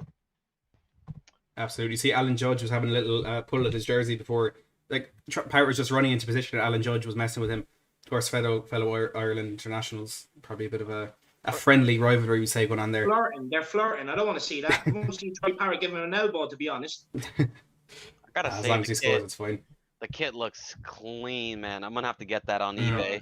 I'm getting that on eBay, man. What player are you getting on the back? Sonaldo, of course. Who else? Who else but Sonaldo? Will it actually be Sonaldo or just Son? No, it's just gonna be Son. No, okay, Twitter, they sell all of the players. I wanted to get it from the store, man, but I don't know. Not after what I said. Get it from the store. Treat yourself. Pay half of Gil's wages, lad. Go and get your jerseys from the store, lad. It's going to Gil's wages. No, I can't be looking like the fraud. Come on, David. Joe, I've decided to do with my jerseys this season. Plenty of people renewed their season tickets. Plenty of people I know are buying the jerseys. You're not a fraud. We still want Heaney can leave you out at the end of the day. You're not a fraud. I know loads of people that are doing it. Let me ask you this. I miss most of this. Oh, sorry to interrupt you, Maddie. Is Niall John playing? He came on at halftime, yeah. Oh, okay, good. I like that kid. Yeah. I've decided with my jerseys this season, what I'm going to do is I'm going to get 3 young players on it. So the last time I got a young player in my jersey, it was when we first signed Dele Alli. I put him on the back and he became unbelievable. So I'm thinking it's a sign. So I'm going to get I might get Brian Gill on one. I might get Jack Clark on another. Maybe a Pascotti or Scarlett or something. I'm going to get the 3 kits because I'm actually a fan of them. I actually really like the away kit. Yeah. I didn't like it at first, but it's kind of grown on me. What do you think, Aaron? You fan of the kits? You have to get a Scarlet one, Daddy. You're going to get a young one. Yeah, I suppose. Dane Scarlet is nasty, man. I'm telling you. And you also said Nazario is one of his idols. You also said Ronaldo Nazario is one of his idols. Yeah. I knew it. Once he said that, I'm like, baller. He's cultured. He knows football. I'll say this. The youngsters are really doing a good job at, they look very lively, man. Marcelo, we've got a good group here. We've got a good group. If we can nurture 4 or 5 of them in, we have a homegrown squad like United did when they went on and had their dominance. All people that love the club, play for the club. Any new signings that come in, it's like, this is our club. This is what you do. If not, fuck off. And that's what we need to get, that sort of culture at Tottenham. And we've got that guy, like I was saying, Steve Perkins, or whatever his name is, Mr. Perkins, whatever you want to call him, Mr. Bean, whatever. He's in charge now of all this, so he's going to look after him. So they have someone come in specifically look after this age group. So it'll be very interesting. We could get 4 or 5 in around the first team over the next few years. We're going to be absolutely cooking. Yeah, no, I agree. I mean, we've got Jaffet out there. For me, we already got Taganga and Skip. They're already part of the first team. I think Scarlett. I think he's just too good to be part of the under-23s. Too good. He is, man. I mean, the kid is just too good. He has to be part of the first team, in my opinion. I think now, John, just give him a little bit of time, and he's going to be there as well, man. I really like the look of him. Yeah. Piscotty wouldn't be too far off either. Yeah. And look, Troy Parrott. I'm sorry. Go ahead. Oh, I was just going to say, I think Niall John, Piscotty, Cisse, some of these younger players who have been performing well, they have to be part of the Conference League squad for sure. They need to get that time, and especially in the early rounds against the minnows, the smaller teams, they got to get that experience for sure. You got anything in the back of your jersey, Kieran? I mean, probably. I don't know. If I was going to get a young player, it would be Scarlett. But I mean, I'd love to get Scarlett and Skip. I'd want a Scarlett and a Sun if I'm going to get two. I'd probably get the home and away. I don't like the third jersey, the purple. Not a fan. But the away, the first time I saw it, I didn't like the look of it. But once I saw more high resolution pictures, I was like, oh yeah, that's actually pretty smart. So no, they're horrible. I look like a marble in the away one and Barney the dinosaur in the third one. I'm not wearing any of them. Yeah, you know what? I when I saw the leaks, I wasn't a fan, but I agree with you there. Once you saw the actual proper pictures, I really like the away kit. Like, I genuinely can't wait to buy it. I was on DHgate last week trying to get a fake version of it, but I think I'm going to wait till I can actually buy it from the club. Marcelo, think of it this way. Style advice. Don't. Good defending. Marcelo, think of it this way. You're not funding Daniel Levy. You're not funding Enoch. You're funding Fabio Paratici. Fair enough. And that's all you need to know. The Don, Papa Paratici. Think of it like that. Dude, I love him already, man. He listen, whether he gets those deals done or not, you can see he is a smart guy. He knows what he's doing. He has a football brain. A lot of these deals that he's trying to do it's really positive for the football club. Whether it gets done or not, that's up to Daniel Levy. That's up to the board now. It's in their hands. But I think that guy is going to do some good stuff at this club, man.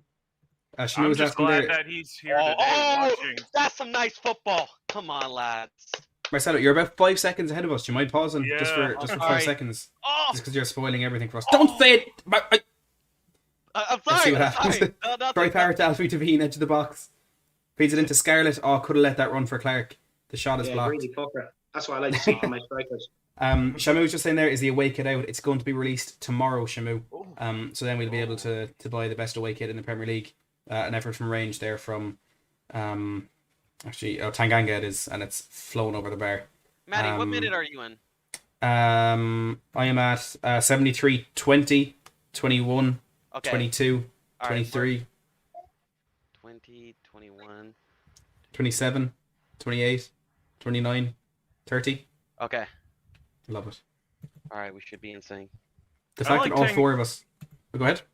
Oh, I like the fact that Tanganga is willing to come up and have a go, have a shot. Why not?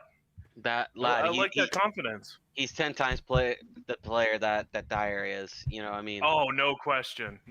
Boots can't score from 6 yards or 8 yards. We've seen that today. Yeah. I'm just glad Paratici's here to watch Eric Dyer and Harry Wink's performance today. Which is going to give him even more motivation to find replacements for these guys. Apparently, they're on the transfer list. Apparently, so we know. Let's give you a bit of good news. A bit of good news. Jaffa Tanganga is currently wearing the captain's armband. Good. You love to see it. Absolutely, Tottenham man through and through. When I don't know about you, but when Skippy took down that Colchester player during that run, I just thought of David, and I just thought yes, get him, lad. I just thought me and David just smiling, complete joy. That's the type of tackle. We're too nice. We are too nice to play against.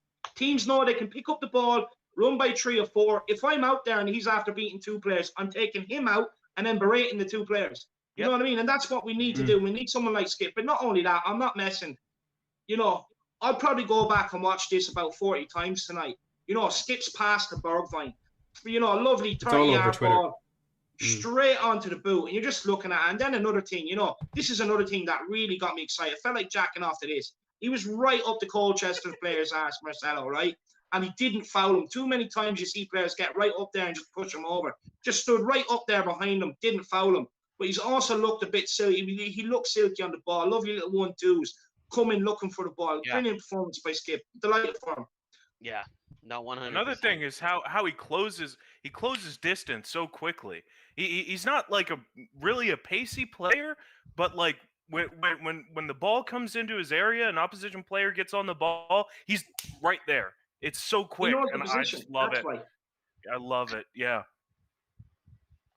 I think Caleb has a question for me. Yeah, answer the question. Yeah, he's asking me if I would take a signed shirt by Dyer. No, I'd rather pay for it. Yeah, I actually wouldn't take it either, being honest. I'd take it and sell it. Profit. No, I wouldn't even. I wouldn't want it near me. I'd be like, look, if I get this, something bad's going to go in my life. I'm going to go bad at something I was good at, so I don't want it anywhere near me. I wouldn't you wouldn't even pay me to take a Winks one. You wouldn't. I'm not even messing. Nah. What would you say to a guy if you saw him wearing a Winks shirt in the pub? I wouldn't say anything to him. I've seen it before, in our Spurs bar. I've seen people wear Winks. I've seen people wear, Dyer. I've seen people wear some, fucking, even Oreos, like. Oh my God. One thing I'd probably do, I'll be honest, is I just would avoid him. Whatever side of the bar he's on, I'd be on the opposite. I wouldn't even want to I'd just do everything to avoid that conversation. I'm ordering my Spurs jersey as we speak. I'm waiting. Honestly, for this one, I might get the elite one, lads. This one is just clean. It's 100 and oh my God, that is so much money. No, it is. Yeah. It's 118 euro for the normal version with the name and the Premier League badges. 118 quid. Isn't it the most expensive in the league? Yeah, we have the most expensive. It probably is. But it's the best in the league. Let's be really here. Most expensive tickets, most expensive shirts. Most expensive everything except players. Sure. Oh my gosh. No, we do. We have the most costly players, Winks and Dyer. It cost us. Cost us goals. I should get fake jerseys this season, shouldn't I? Effort to that. Yeah, I know there's not much time left in the game, and I know the kids are on right now, but I really just want a couple more goals. I want to bury this team after that League Cup loss a few years back. I just want to embarrass these guys. Want to send their fans home crying from the stadium. Yeah, traumatized by what they've seen on that football pitch. But it's just... Not only that, they have a few West Ham rejects there as well, so even more incentive. They have a player there who forgot to put his name and number in the back of his jersey. Amazing. He must be the tri-league. Oh, he must be actually. Yeah, they've two trialists on the bench. He must be one of them. See if I can figure out who it is. I think I'm going to wait for the season to begin, and then I'll order my Spurs one. No, let's do it now. Jack Clark in the back. I might wait till the first 6 games, see how we get on, to be honest. Are you a fan of Jack Clark? No, I get it regardless, David, whether we're crap or bad. You say am I a fan of Jack Clark? No, I'm asking David. Are you ahead of us again? I think so. So I'm going to stay quiet. Here's Troy Paris. Oh! Paris, do something. Yeah. It's blocked. Jack Clark. We're all off sync again. I don't know how. He cost us 15 million. May as well flush it down the toilet. David, relax. No, Matty. David, this is just my opinion. Should have passed. It's just my opinion. You're entitled to your opinion. Everyone's entitled to your opinion, but you're wrong, right? Jack Clark is the next. He's the next Gareth Bale. I'm sitting on him. He's not that good. See, I watched him at Leeds, so I know what Spurs saw in him, and I know the quality that he does have that we're just trying to get out of him. And I think he can step up to the Premier League. You need to remember he's still only 20 years of age. Yeah. He's been with us for 2 years, but he's still only 20. Didn't he have a problem or something though? I forgot. Was it like a seizure or something? Yeah, he collapsed on the sideline. They were playing Middlesbrough, I think it was, in January of 2019 at this stage. And he collapsed on the sideline. He hasn't really been the same since. Yeah, exactly. That's what I meant. Oh man. No, but the quality's there. The quality's there. I just don't think he's going to cut it. I really don't. I just don't think he has it. Don't think he has the tenacity. I think he's too weak, to be honest with you. Look, I'm just not wasting I'm just anymore. watching Look, Maddie. I'm just watching Maddie, just like. let's be honest. Just trying to stay. I'm trying to stay calm. That's what's happening here, He's Marcel. going to be the new. He's going to be the new Harry Winks. You're going to see him don't you dare! He's going to play pre-season, and he's going to be 24, 25, and then eventually we're going to be like, That's oh, he's a not good little enough. hard. Let's just Don't. look.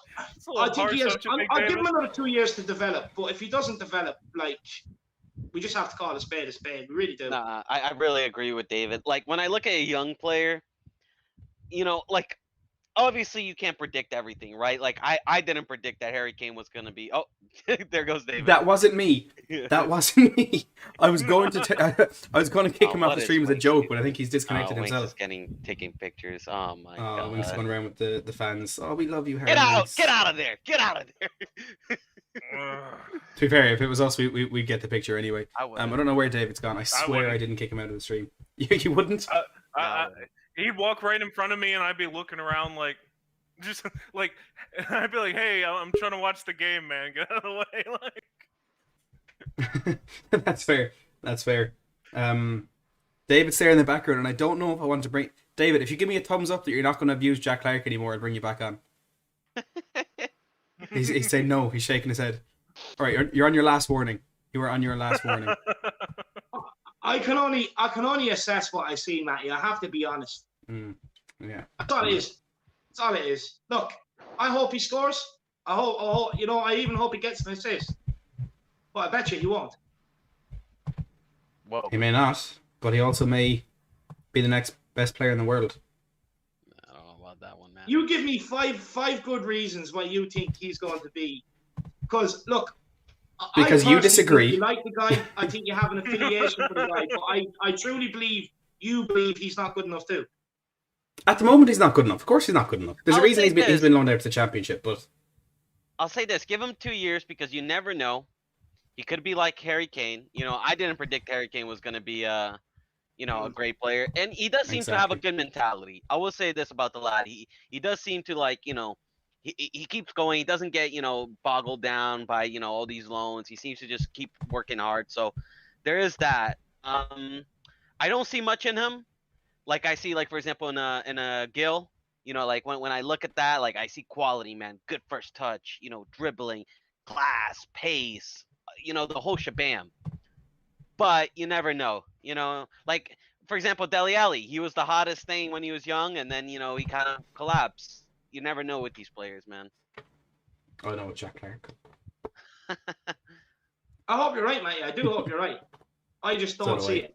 No, I don't see that. I'm joking for the most part, but I do see the potential there, and I do see the quality that he had at Leeds. Because look, he was playing in the Championship at Leeds. I know a lot of people don't watch that, but I was obsessed with the Championship that year. It was a really, really good season. He was one of the shining lights of a really young player. He would have been 17 or 8. No, he was pretty good. He was incredible for that 6 months, but had his accident. But look, hopefully it turns around. I saw it in that game against Bryant as well, Dave. But when he did on, he did have some. Am I breaking up really bad here? Can you hear me? No, we're listening. We're listening.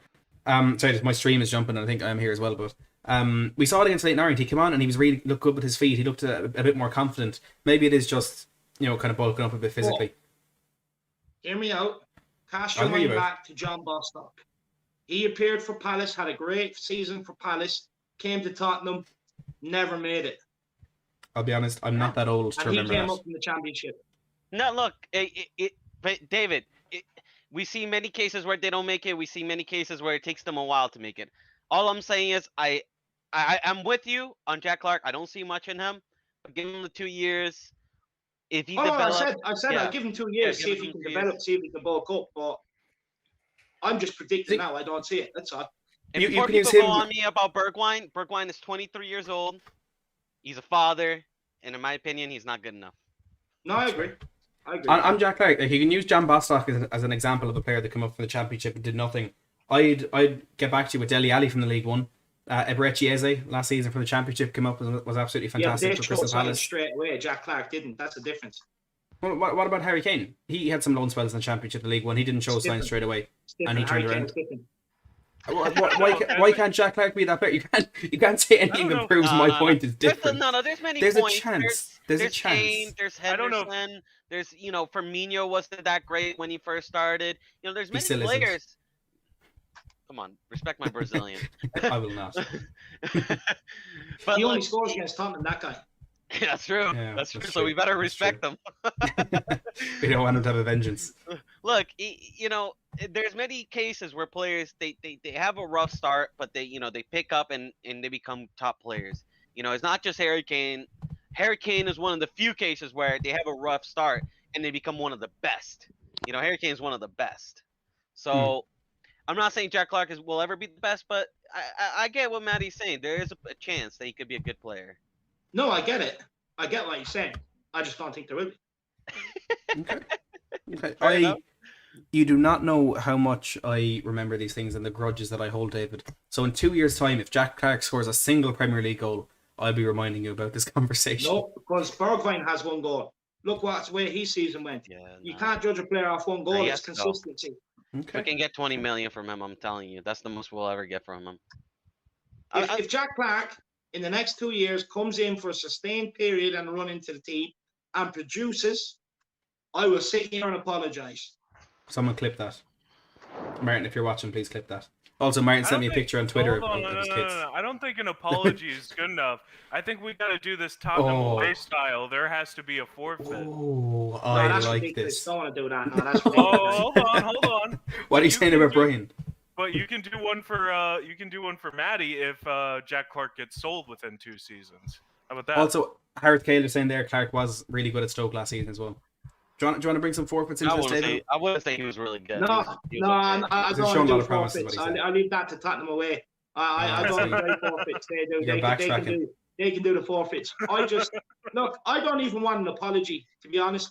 I just know I'm going to be right. I've been right on a lot of these players all along, and people 6 months later on then turn around and come back and apologise like, I see what you see now, you're right. I just one of these people that wake up to it early, that's all. Can't be helped. Can't be blamed. No, I'm with you, David. I'm one of the first people to say it how I see it, Oh. All the streams are sync again. I don't know how this happens. How much of a shambles is Tottenham Hotspur Football Club? I don't know. Can't stay in sync. I'm trying to stay in sync with you, but every time I pause it, it just resyncs to like live. So there's no way I can go. I don't know. Blame Daniel Levy. I'm sorry, Maddie. Oh, I will blame him. Don't worry. I've just spent 120 quid on a Tottenham jersey with Clark 47 on the back of it. Oh no! David. No way, you got Jack. That's a hell of a gamble right there. No That's a way, hell of a gamble. And it's going to pay off. He's not even going to appear in the first team this year. He's going to be loaned out, Matty. Okay, if you say so. He is, though, Matty. Unrelated question: does anyone know how to cancel an order on the Tottenham website? Get one of Sonny. Get one. Listen, I don't want the main. This jersey I have on here is Højbjerg. Okay, Højbjerg, skip. Like the last time I tried to go edgy, I understand what you're doing. Look, I tried that, lad. The last time I tried to go edgy, I got a Bergwijn shirt. You know what I mean? I regret it ever since. That's why you don't like him. That's why you're so That's mad. the reason. It's because you wasted money on a jersey. Figure it out. Listen, as soon as he scored that City goal, scored that City goal, I got so hyped and pumped. I jumped the gun and I got a Bergwijn shirt, and I regret it for the day of my life. And then I have to look at that and I have to live with it. So honestly, ever since that, I'm like, ever since that, I told myself I'm only get Sonny or Kane, either or, because they'll never let me down. Just you wait. No. They've already done enough in this club that regardless of what happens, they're legends, in my opinion. That's fair. People, Matt goes, that's what the super chats are paying for. Yes, it's paying for a Jack Clark jersey, 100%. I'll get Clark on all 3 jerseys if you want. Don't worry, they're going to charity. He'll be loaned out this season. He won't be loaned out.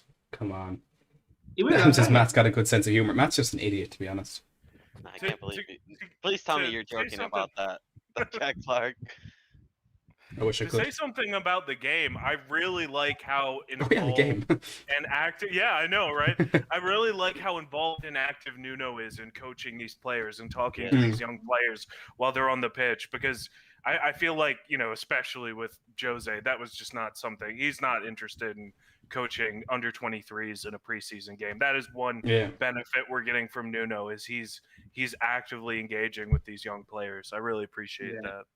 Yeah, it is good to see. It's good to see.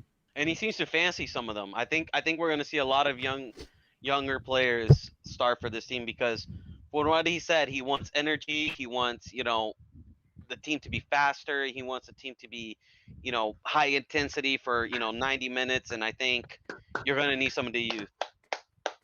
It's all over. It's all over. Tottenham have beaten Colchester by 3-0, courtesy of goals from Heung-min Son. Woo! Eat shit, Gunners! Lucas Moura and Dele Alli.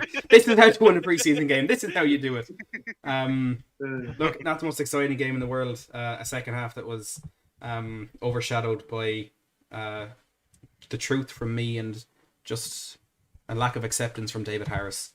But it's all over. We get some final thoughts on the game, so I don't think we're going to stick around for too long afterwards. Marcelo, we'll start with you. Just a quick, maybe 30-second view on that game. A good game. Got to see the youngsters. Got to see a little bit of the first team players like Sonny and Mora, and I guess Skip play. I was happy. Good for first performance, and the second half was just all youngsters, and we look lively. We were passing the ball pretty well. Defense needs help though. We need defenders. Yeah, I think I could agree with that. Kieran? Yeah, first half I was really happy with what I saw from a few players. Dele looked a lot better. Lucas is just giving it everything in preseason. He is ready for this season. He's ready to go. And Oliver Skip, I mean, wow, what a performance. I mean, I don't think he put a foot wrong the whole first half. So, yeah, I'm really excited to see more of him this season. And other good performances from the young players. Petskossi, how do you pronounce it again? the P lad. I think it's Pascazzi. The Estonian kid. Yeah, Pascazzi. Yeah, he was good again in this game. And impressive because he's playing out of position as well. But yeah, pretty good. A good day all around, you say then. David, what do you think? Yeah, look, some good performances to take away. Son very lively in the first half, got off pre-season with a goal, made some great runs, a goal and assist for Son today. Lucas Moore, I think, was absolutely brilliant today. Doing what Lucas does. He's really balling. I think I've noticed, watch out, he comes in off the right-hand side, drift into the middle, makes himself a nuisance, and the right fullback is overlapping and bombing forward. That's something we can take from that. And then, look, Harry Winks being Harry Winks. Eric Dyer missing the goal from 6 yards and 8 yards out. Bergwijn looked a bit better today. Like you said, Matty, question, was it unselfish or lack of confidence? The square to Sonny. And then, look, bright spark, Ollie Skip. Thought he was absolutely brilliant. He was a player I was dying to see coming into this game, and he hasn't let me down, and I knew he wouldn't. And Jack Clark was amazing in the second half when he came on. He was absolutely incredible. I'm so glad you can finally see the live, David. Yidkid, good to see you in the live chat, and Gogama with the 5,000 South Korean won says thank you for the watch along. It was fun. Congratulations on 10k, Matt. Thank you very much, Gogama, for tuning in today and for your super chats. It is appreciated. For me, it was kind of a routine first half where the better players kind of showed that they were better and managed to kill that game off before we got those kids on to give them half an hour that will be, well, I suppose, stand to them throughout their development as young players. Dele Alli, good to see him playing well. Bergwijn and Lucas as well, I think, did quite well. Son back in his first game, just getting a bit of fitness under the belt, but happy to see him get on the score sheet as well. Harry Winks and Eric Dyer were Harry Winks and Eric Dyer. So make of that what you will. Nope. Terrible. But the highlight of the day for me, it's a fantastic game. But to hit 10k live on the stream was it was absolutely incredible. I'm still kind of, I know it seems like it's been a long time coming over the last month or so, because it's what we've been aiming for, but it's still kind of surreal now this actually happened. And there's so many people I need to thank for it. And trust me, I will. But mainly just for everyone who's watching, thank you so much for hitting that subscribe button and all that good stuff. It really does mean the world to me. But before we do head off, we let the two lads plug their YouTube channels. If you want to go ahead there, guys. Let Kieran go first there, man. Well, yeah, you can find me at Spurs Sick. I'm a relatively new streamer. I've done a couple streams so far. I've had people like Brian Daigle from Tottenham Away. I've had the Yid Kid who's in the comments there. I've had him on a couple times. And also Eugene from Spurswasion TV. But yeah, you can find me at Spurs Sick at on Twitter at Tottenhamitis, Tottenhamitis. And you can also check me out on Spurswasion TV on Sunday mornings and Will Stewart's channel from time to time. Absolutely, highly recommend everyone goes to check out Spurs Sick there and the other channels that he's mentioned. Some very, very good content there, and I'm sure it's only a matter of time before they all hit 10k as well. David, everybody knows you, but tell them again. Yeah, look, get over to the Irish Hotspur. Me and Marcelo are actually going with frenemies at 10 o'clock. So make sure you get over there, tune in for that. That's usually an absolute riot, a good laugh. Basically, with today's show, we're going to go through transfer targets, Paratici, and we're going to have some predictions for the season, and we'll probably talk a little bit about today's game as well. So make sure you tune in for that at 10 o'clock. Look, come the season, there will be a second channel up and running. It's for European football, like the Serie A, La Liga, Ligue 1 in France, Bundesliga, stuff like that. So, that'll be up and running, come the start of the season. I have some doozy of content being dropped. I can't wait to drop at the start of the season. I really can't. I'm so excited. And just make sure you get over there. You're going to see a lot more of me, which I presume you like. You haven't got I made a declaration to Matty to get me kicked off these watch-alongs yet. So make sure you get over there. I want to say, everybody, please do get over and check out Spurs Sick. Kieran, he's a very good guy. He's very knowledgeable. I like listening to him as well. And, it's great. I want to say as well quickly, it's great to have Marcelo back, getting back in the gang. It's great to see him back, after having a nice, relaxed summer.